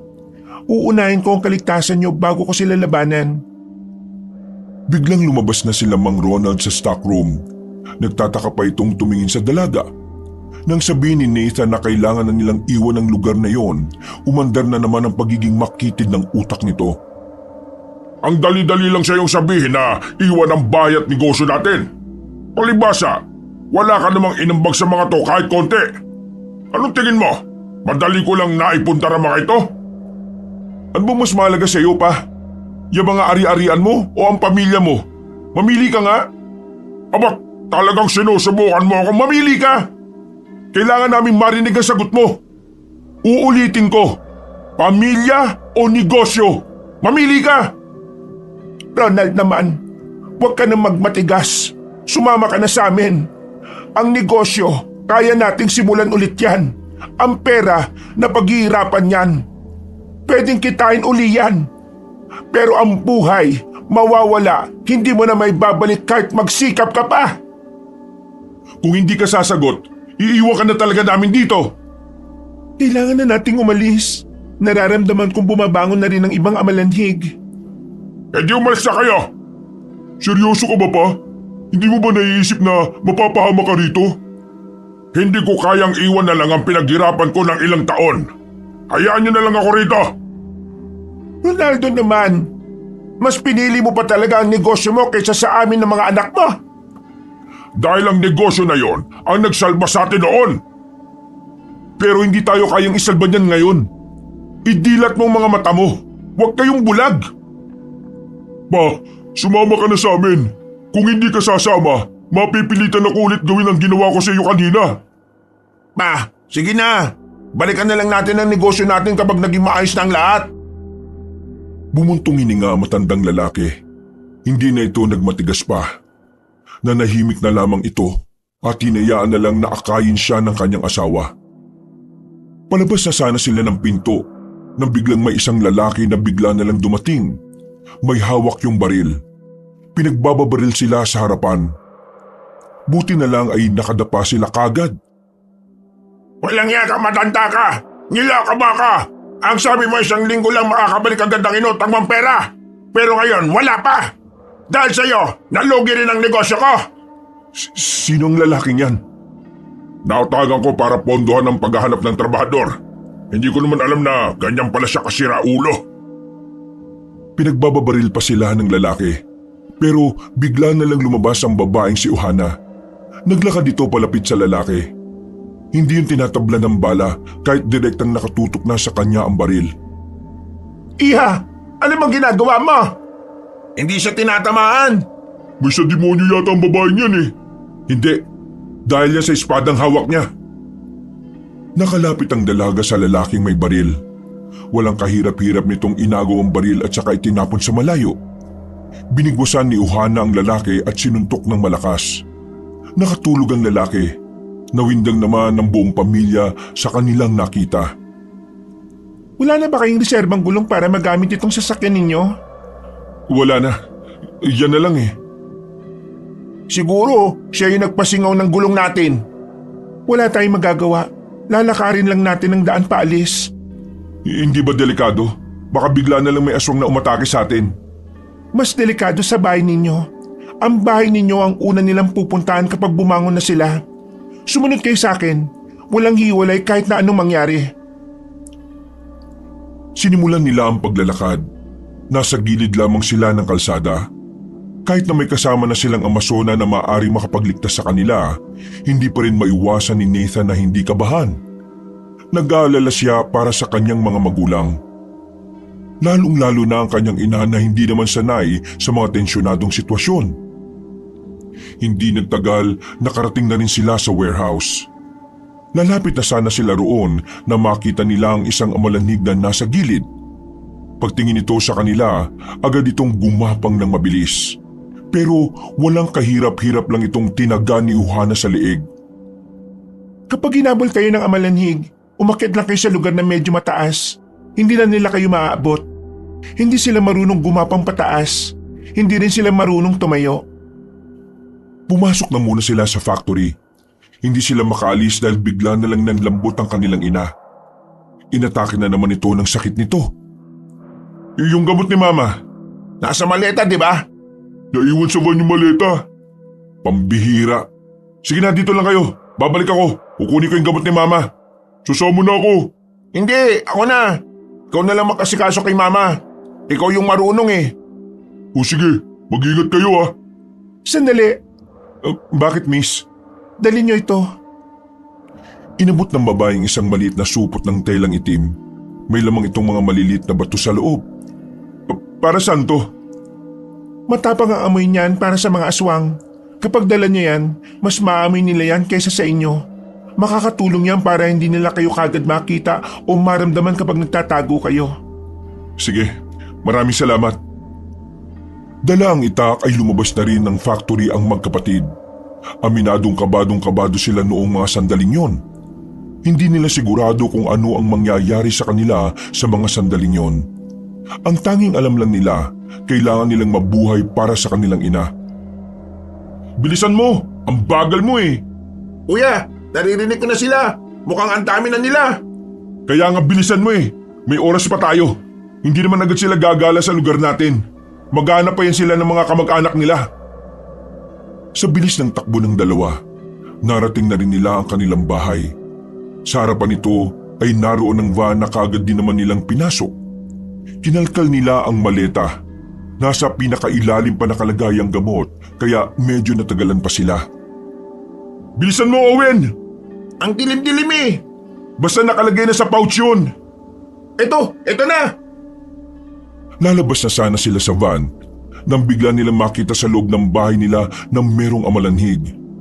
Nagmamadali silang pumasok ng van. Marahan nilang isinara ang sliding door para hindi sila makalika ng ingay. Naku po, nandito na sila. Yumuko sila nung mga sandaling yon. Kahit nakulob sa loob ng van, ay naririnig pa rin nila ang malalakas na angin ng mga aswang sa labas. Mabuti na lang talaga ay binigyan sila ni Uhana ng pangontra. Kung hindi, baka kanina pa sila naamoy ng mga aswang. Dumagungdong ang kanilang dibdib. Hindi nila mapigilan ang kaba na kanilang mararamdaman. Nanginginig ang kamay ni Owen dahil sa takot. Pero hinawakan lang ito ni Nathan para makalma ito. Marahang sumilip si Nathan sa bintana. Hindi na nila nakikita ang mga aswang dahil nakadapa ang mga yon. Kaya naman hindi sila nagpakampante. Hanggat naririnig pa nila ang mga angil nilang tila gutom na gutom, hindi sila maaaring lumabas ng sasakyan na yun. Anong gagawin natin? Kailangan na nating umalis. Kailangan na ni Mama ang gamot. Nag-isip ng maigi ang binata. Pinakiramdaman niya kung nasaan ang mga aswang. Nang malaman niyang nakapalibot ang mga amalanhig sa sasakyan, may naisip siyang paraan. Isang paraan na maglalagay sa kanya sa panganib. Anong gagawin mo, kuya? Bakit mo binubuksan ang bintana? Akit ako sa taas para malaman ko kung nasaan sila. Ganito ang gagawin natin. Babato ko ng kahit na anong bagay palayo para malaman ko kung gaano sila kabilis. Magpapahabol ako. Ha? Baliw ka ba? Sinabi na nga ni Ma'am Pedring kung gaano sila kabilis. Magpapahabol ka pa? Wala tayong choice. Kapag di natin to ginawa, si Mama naman ang malalagay sa alanganin. Sige na, aakyat na ako. Kapag nakita mong nagbato na ako ng bagay, ihanda mo sarili mo kasi tatakbo ako pasalungat sa direksyon na dadaanan mo paalis. Kuya, baka mapaano ka. Wala na bang ibang paraan? Wala na. Ito na lang. Umakyat na si Nathan sa bubungan ng van. Medyo kinakabahan siya nang maramdaman siya ng mga yun. Makailang ulit na pinagbababangga ng mga aswang ang sasakyan. Doon niya nakumpirma na talagang hindi nakakatayo ang mga amalanhig. Ang kukulit nyo ah! Hinubad ni Nathan ang kanyang tsinelas at binato sa bandang harapan ng sasakyan. Gumapang na mabilis ang mga aswang patungo sa tsinelas. Natansya niya kung gaano kabilis ang mga yon. Aba, mabilis talaga. Pero kung mas bibilisan ko, kakayanin ko silang lagpasan. Owen, naririnig mo ba ako? Oo kuya, naririnig kita. Sa pangalawang hagis ko ng tsinelas, lalabas ka na. Tatakbo na rin ako pasalungat. Huminga ng malalim si Nathan. Hinagis niya ang tsinelas sa gilid. Sabay agad siyang tumalon pababa ng van. Hoy, mga aswang! Nandito ako! Sabay-sabay na lumingon ang mga yon. Sinamantala na ni Owen ang pagkakataon para makaalis siya. Habang si Nathan naman, mas binilisan ng kanyang pagtakbo. Parang wala nang bukas kung kumaripas ang lalaki. Paglingon niya, nakita niyang ang bibilis din ng mga alamanhig. Parang mga gagamba kung gumapang. Buti na lang ay nakahanap agad si Nathan ng maaakyatan. Merong mga nakatambak na sako ng buhangin sa gilid. Dali-dali siyang pumunta sa taas nun. Habang ang mga amalanhig naman ay binabangga-bangga lang ang sako. Hindi makakyat at puro angin lamang ang nagawa. Samantalang nakapagpahinga ang binata, pero hindi pa siya ligtas sa mga sandaling yon. Alam niya na hindi siya lulubayan ng mga aswang, kaya wala siyang kasiguraduhan kung makakaalis pa ba siya sa kanyang kinalalagyan. Pambirang buhay to. Ano, di niyo na ako iiwan? Di bale, nakarating na naman siguro si Owen kay mama. Yun naman ang mahalaga eh. Bumuntong hininga na lamang ang binatang si Nathan. Nakatayo lamang siya roon at habang tumatagal, nakakaramdam na rin siya ng ngalay. Kinakabahan na siya. Pakiramdam niya ay matutumba siya kapag tumagal pa siya nakatayo roon. Lumingon-lingon ang binata. Naghahanap siya ng malilipatan, pero wala siyang makita. Tanging malinis na kalsada lang ang naroon. Naalintikan na talaga. Mawawala na sana ng pag-asa ang binata nang biglang may bumato ng gasera sa mga amalanhig. Mabilis na kumalat ang apoy sa mga aswang. Nagpulasan ang mga yon. Dali! Bumaba ka dyan! Nandito kami, bilis! Nakita niya ang maglulong Pedring at Yang. Hindi na siya nagsayang ng oras. Bumaba siya at kumaripas ng takbo palapit sa dalawa. Nang makalis na sila roon, nagtago sila pansamantala sa gilid. Hindi sila namamatay sa apoy, pero iritado sila sa ganon. Nawawala sila sa wisyo. Maraming salamat po. Buti na lang dumating kayo. Kung hindi, baka hindi na ako nakaalis doon. Kinailangan kasi namin maghiwalay ng kapatid ko eh. Nasa factory sila ngayon. Hindi lang ang mga yan ang problema natin. Ano pong ibig niyo sabihin? May isa sa mga amalanhig ang may kakaibang kakayahan. Nakakatayo siya at merong isip na parang gaya ng sa tao. Alam kong kasama niyo na ang Amazonang may dala ng espada ng urka. Pero hindi ko alam kung kakayanin niya ang sinasabi kong yon. Pero halika, puntahan natin ang mga kasama mo. Iikot lang tayo sa kabila. Madilim ang daan na tinatahak nila Nathan. Noong mga sandaling yun ay naririnig pa nila ang mga hiyawan ng mga aswang. Hindi matigil ang pagtindigan ng mga balahibo ni Nathan. Pakiramdam niya, nagkalat na sa buong lugar ang mga aswang. Makalipas lang ang halos 15 minutos, natanaw na rin niya ang factory. Nagmamadali silang makalapit doon. Pero ang inabutan lang nila ay si Owen at Joren pati na rin ang babaeng si Ohana. Nasaan sila mama at papa? May napadaan na truck ng gulay kanina. Isinama na namin sila ron. Bakit hindi pa kayo sumabay sa kanila? Hindi ka namin kayang iwan niya. Diyos ko naman oh. O siya, isipin na lang natin kung paano natin haharapin ang mga aswang. Ikaw pala ang Amazon ang nangangalaga sa espada ng urka. Anong pangalan mo, Iha? Ohana ang pangalan ko. Ang huling tagapangalaga ng espadang urka. Hindi na nagdalawang isip pa ang matandang si Pedring. Kinuwento na rin ito ang tungkol sa isang namumukod tanging aswang na may kakayahang mag-isip ng gaya ng sa tao. Kahit ang babaeng si Ohana ay nabigla rin. Pero hindi ito makikita ng kahit na kaunting takot. Sa halip, mas lalo pa itong ginanahan. Kung ganon, mas magagamit ko pala ang tunay kong kahusayan. Mawalang galag na pero alam mo na ba kung papaano gamitin ang tunay na lakas ng urka? Opo, matagal ko na itong inaral. Napatango na lamang si Mang Pedring. May tiwala naman ito kay Uhana. Pero nababahala lang talaga ito sa pwedeng mangyari. Lahat sila ay walang ideya kung gaano nga ba talaga kalakas ang kanilang kakalabanin. Pwede na kayong sumabay kung sakaling may mapadaan ulit na truck. Kakayanin ko ng kalabanin ng mga amalanhig. Pati na rin ang namumukod tanging aswang. Hindi, sasama kami sa laban. Wala kayong magagawa. Hindi naman namamatay ang mga amalanhig kahit na anong gawin nyo. Tanging espadang ito lang ang makakapaslang sa kanila. Gusto pa rin naming makatulong. Bahala kayo. Basta ako, nagsabi na ako. Kung sakaling ikamatay nyo ang pakikipaglaban sa mga amalanhig, wala na akong kasalanan doon. Di kung ganun isa-isay na natin ang mga kalaban natin. Kasama si Yang Yang? Oo, marunong yan. Pag po kayong mag-alala sa akin, magaling po akong magtirador.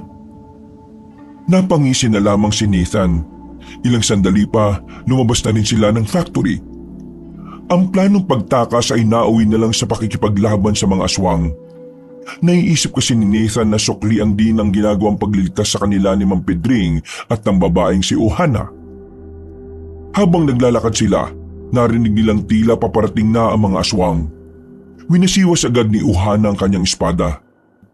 Muntikan pang matamaan si Owen, buti na lang ay nahila ito ni Joren. Ayan na sila.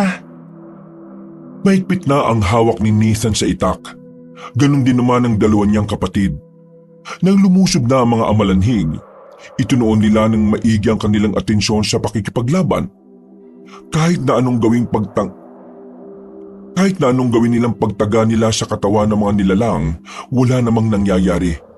Bumabangon at bumabangon lang ang mga yon. Hindi nga natin sila mapapatay. Nagpapagod lang tayo eh. Sige lang, laban lang! Aksidenteng tinamaan ni Nathan sa ulo ang isang aswang. Nagtaka sila nang bigla itong mangisay at biglang hindi na gumalaw. Dahil dito, nadiskubre nilang namamatay pala talaga ang mga amalanhig. Basta kailangan lamang sa ulo ito tatamaan.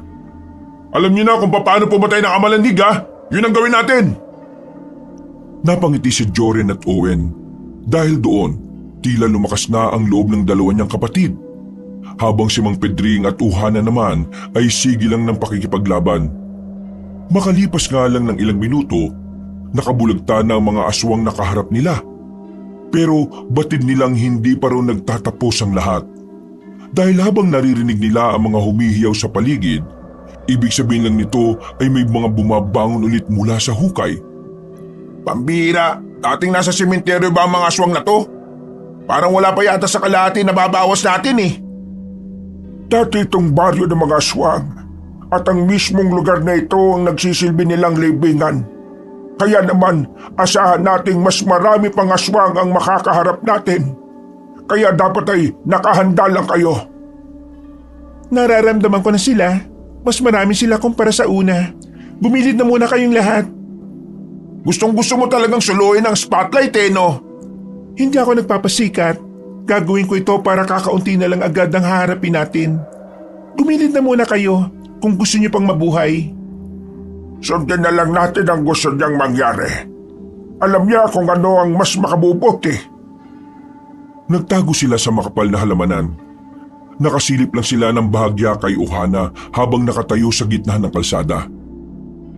Malakas talaga pakiramdam ko na hindi rin pangkaraniwan itong babaeng to. Bakit? Lumilipad ba siya? May superpowers ba siya? Isa siyang Amazona. Wala siya sa mga sinasabi niya. Pero malakas ang pangangatawan niya. Dahilan kaya siya lang ang may kakayahang makagamit ng espada ng urka. Natigilan na kanilang pagbubulungan nang marinig nilang umaangil na ang mga aswang. Nakita nilang gumagapang na ang mga yon palapit sa dalaga. Maya-maya pa, parang mga gagambang umatake ang mga yon. Sa pagkakataong ito, nakita na nila ang tunay na husay ng dalaga. Parang sumasayaw-sayaw lang ito habang winawasiwas ang kanyang espada. Bawat hataw ng dalaga nangingisay ang mga aswang. Hindi makatama ang mga amalanhig.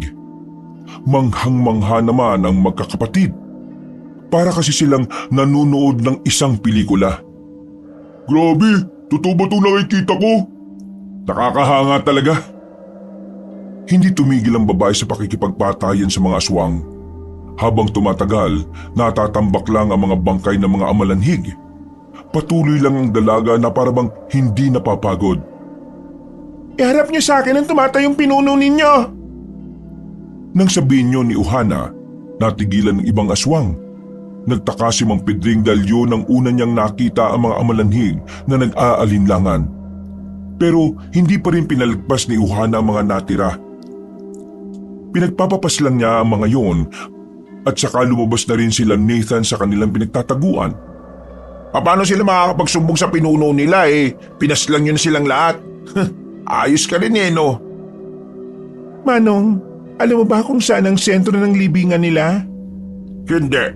Ang alam ko lang na libingan ay ang matagal ko nang binabantayan. Hindi ko nga inaasahan na mas marami pa palang libingan ang nandito. Napailing na lamang ang babaeng si Uhana. Kung matatagpuan lang kasi sana nila agad ang sentro ng libingan, mahahanap nila agad ang pinuno ng mga aswang. Yun ang dapat unahin nilang paslangin dahil yun daw di umano ang pinakamahirap kalaban. Unahin na lang muna natin itong mga amalanhig bago tayo tumuloy doon sa pinakabos nila.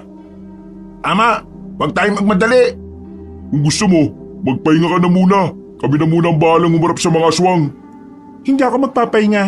Hindi naman ako napagod Kailangan natin magpatuloy. Bago pa makalayo ang mga amalanhig, kailangan na natin silang patayin. Mas maraming buhay ang mapapahamak kapag nakalabas sila ng lugar na ito.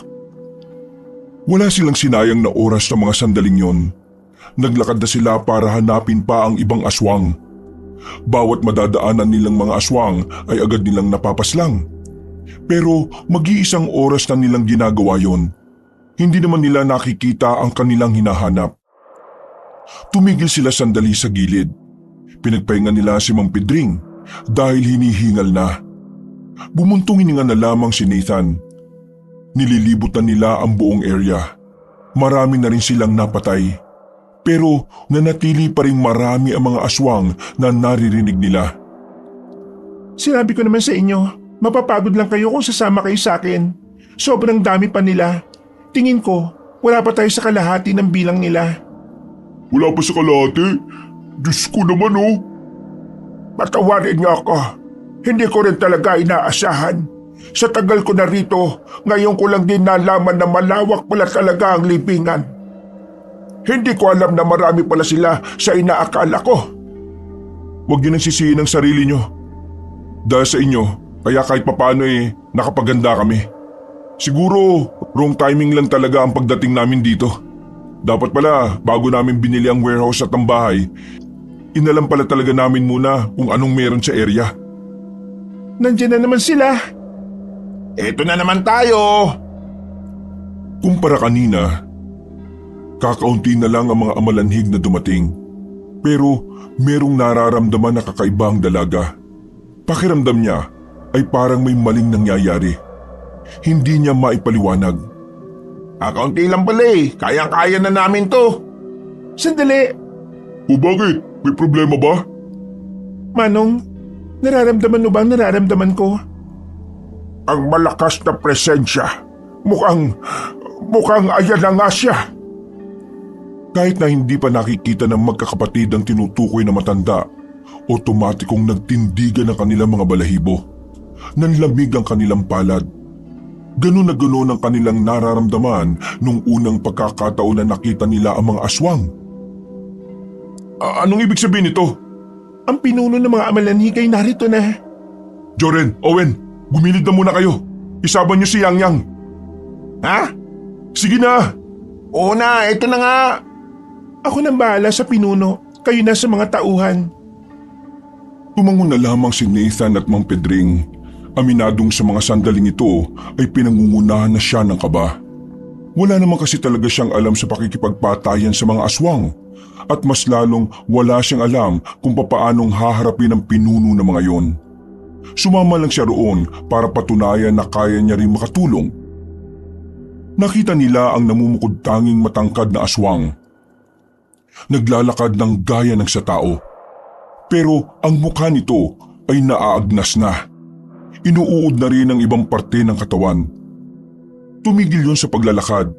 Tumindig lang din sa gitna ng kalsada.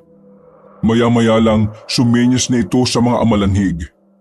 Gumapang na naman ng mabilis sa mga yon. Tila ganado at maliksi ang mga aswang sa pagkakataong yon. Para bang nagpapasikat ang mga ito sa kanilang pinuno. Nang magsimula na ang laban, naramdaman agad ni Nathan ang pagiging tagilid nila sa laban. Nasugatan na siya, hindi pa man tumatagal ang laban. Kaya naman, sumama na rin sa kanila si Joren at Owen. Sabi ko sa gilid lang kayo, di ba? Huwag ka nga ma-pride. Sugatan ka na nga, oh. Kaya ko pa naman eh. Ikaw oo, pero si Mang Pedring hinihingal na. Ay, nakakapagod. Sa likod na muna kayo. Umabante pa si Uhana at sinalubong pa nito ang ibang amalanhig na paparating. Muli nitong hinagupit ng malakas ang espada nito. Marami ang tinamaan at bumulagta at ang iba ay nagtalsikan pa. Akala ko ba walang powers tong babaeng to? Gigil na lumusob ang mga aswang. Katakataka na napapansin nila tila nagbabago na ang kakayahan ng mga amalanhig. Kinakaya na ng mga yun na makatalon.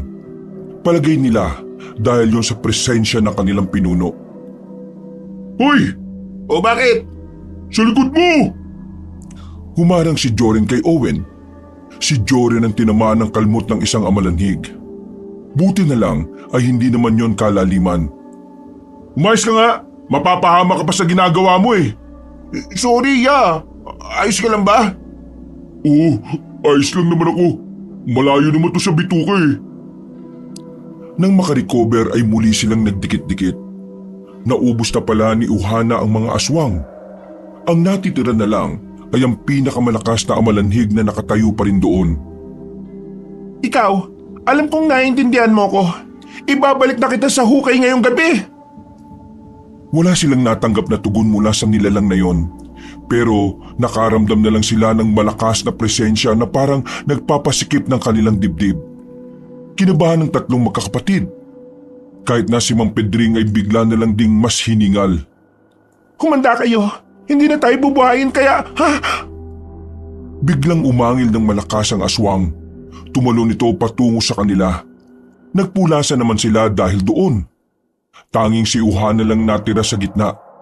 Sinubukan ni Uhana na tagain ng espada ang aswang na yon pero nahawakan nito ang kamay niya. Binalibag lang siya nito ng walang kahirap-hirap. Tinapakan pa ang kanang braso niya. Napasigaw ang dalaga sa sobrang sakit. Parang merong nabali sa buto nito.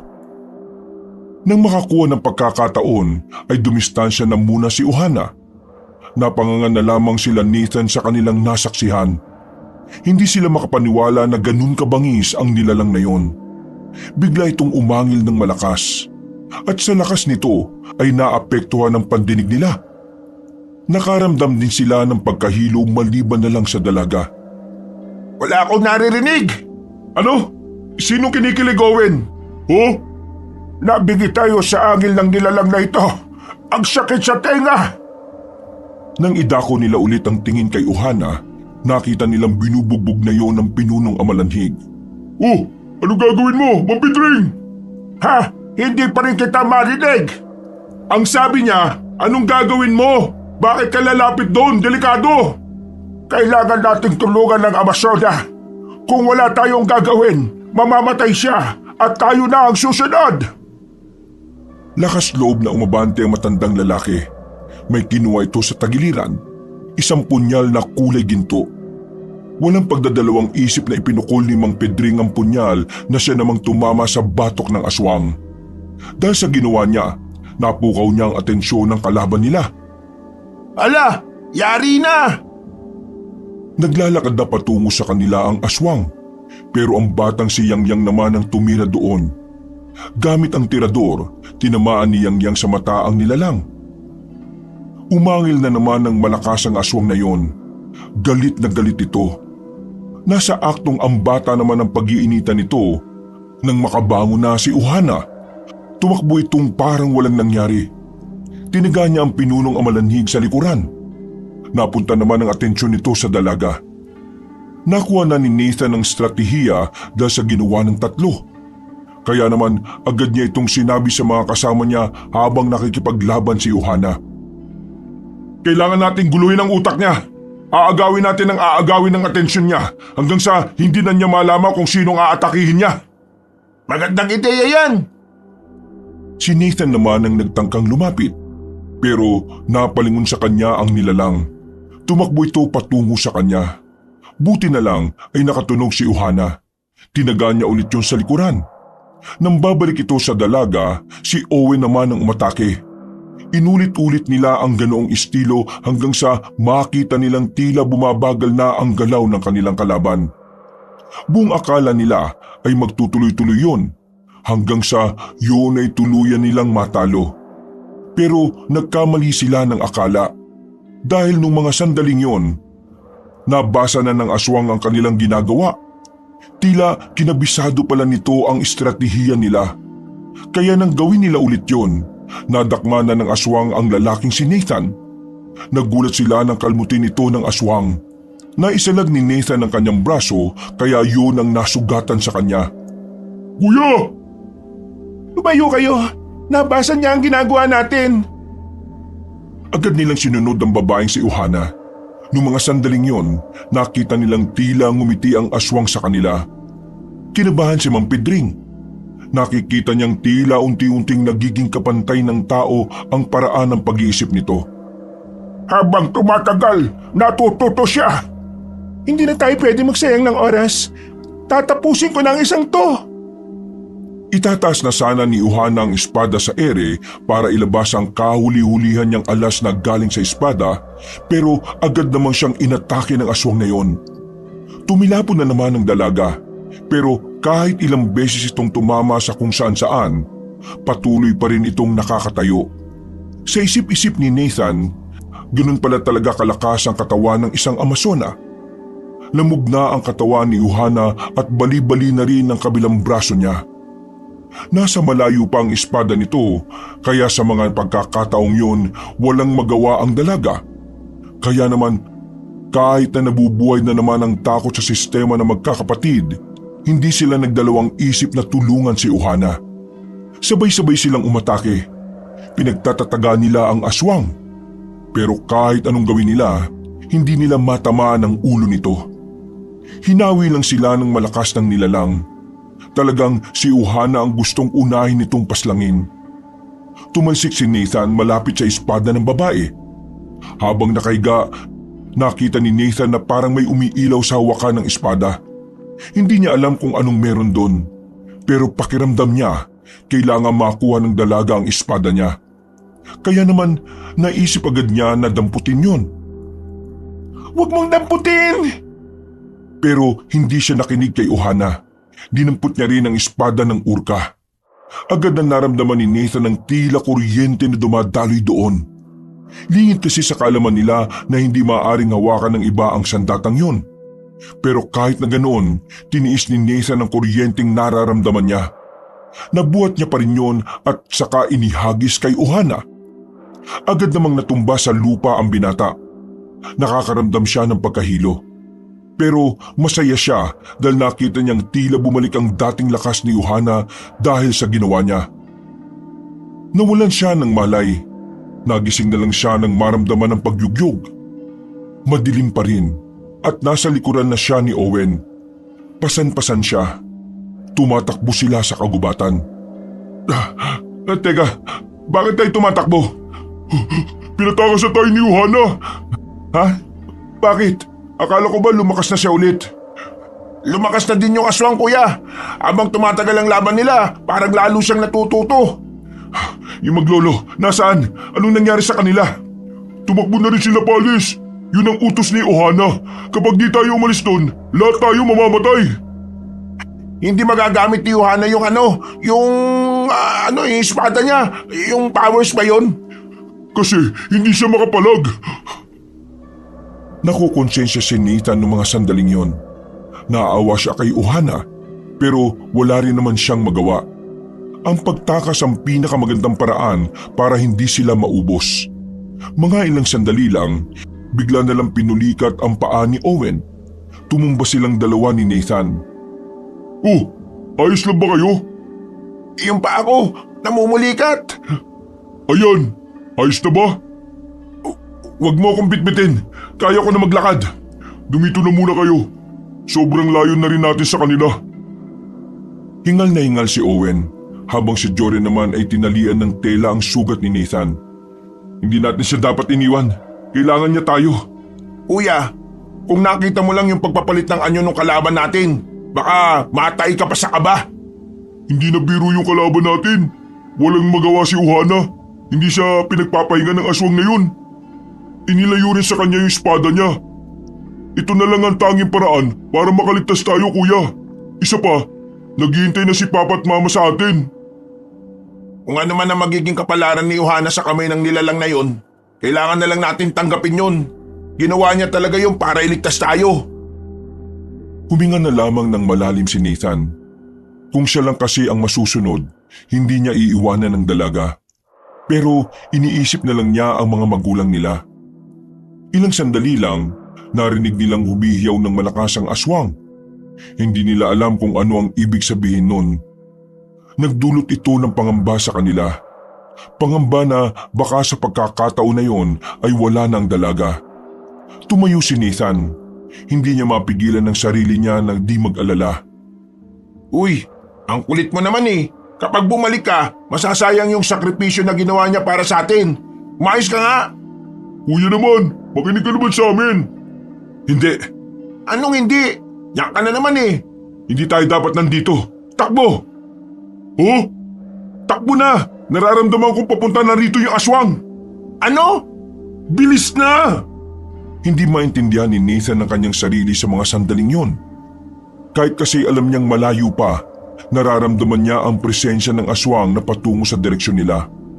Sa tingin niya, dahil sa kuryente na tinamo niya sa espada, kaya niya nararanasan ng ganon.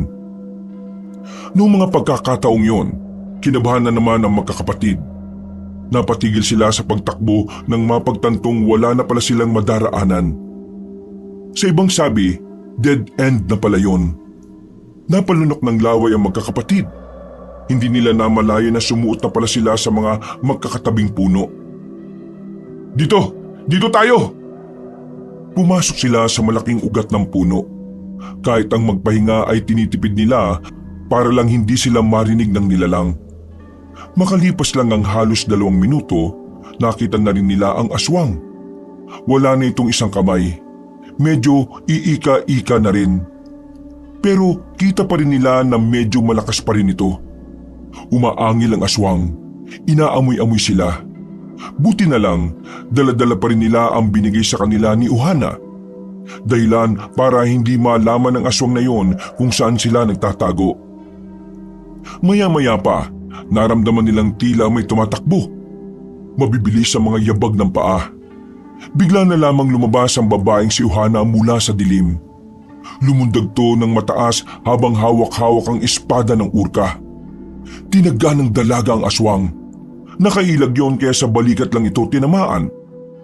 Lalong humanga si Nathan sa dalaga. Hanggang sa mga sandaling yun kasi, buhay na buhay pa rin ang katawan nito. Para bang hindi man lang nakakaramdam ng bugbog. Isang bagay na alam nilang hindi normal na nangyayari sa isang babae. Hindi mo ako matatakasan. Kahit na magpalit ka pa ng anyo ng ilang beses, hindi mo ako matatakasan. Umangil na naman ng malakas ang aswang. Natawa na lamang si Owen nang biglang pumiyok yun at naubo. Dahil narinig sila ng aswang, napalingon yun sa kanilang pinagtataguan. Nagmamadaling gumapang ang mabangis na nilalang patungo sa kanila. Pero agad namang nakaresponde ang dalaga. Hindi na ito nagsayang pa ng pagkakataon. Itinarak niya ang espada sa tiyan ng aswang. Nang hugutin niya ang sandata ay napaatras yun. Pambirang nila lang yan oh. Hindi ba mamamatay yan? Bakit kayo lumabas? Gigewang-gewang ang aswang pero kinakaya pa rin itong makatayo. Hindi pa rin ito nagpapatinag. Maging si Uhana ay nagtataka na rin kung papaanong nabubuhay pa rin yon. Tapusin na kita! Humanda ka! Itinaas na ng dalaga ang espada sa ere. Biglang nagkaroon ng malakas na liwanag na nagmumula roon. Sa lakas ng liwanag, wala nang makita pa ang tatlong magkakapatid. Masyado silang nasilaw. Narinig na lamang nila ang huling hiyaw ng aswang. Nang mawala ang liwanag, nakita nila ang ulo ng nilalang sa laban. Gumagalaw-galaw pa ang katawan nito, pero kalaunan ay bumagsak na rin. Tapos na ba? Tapos na ang problema natin? Humarap sa kanila ang dalaga. Medyo bigla na lamang yung nawala ng malay. Buti na lang ay nasalo ito ni Nathan. Uy! Gising! Dumilat sandali ang dalaga. Napangiti na lang ito at saka muling pumikit. Nang matapos ang labanan na yon, inuwi na muna nila ang dalaga sa kanilang bahay. Kasama na rin nila si Mang Pedring noon. Ginamot na matanda ang mga sugat nila. Pero mas inasikaso nito si Uhana dahil mas grabe ang pagkakabugbog ng katawan nito. Ano nangyari sa mga natitirang amalanhig? Kusa na lang silang mamamatay. Namatay na rin kasi ang tinuturing nilang Panginoon.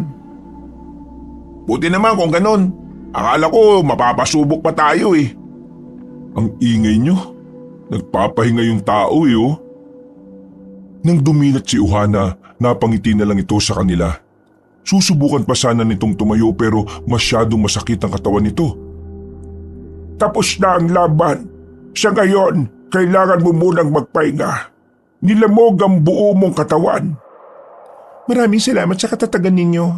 Mga tunay kayong lalaki. Masaya akong kayo ang nakasama ko sa laban na ito.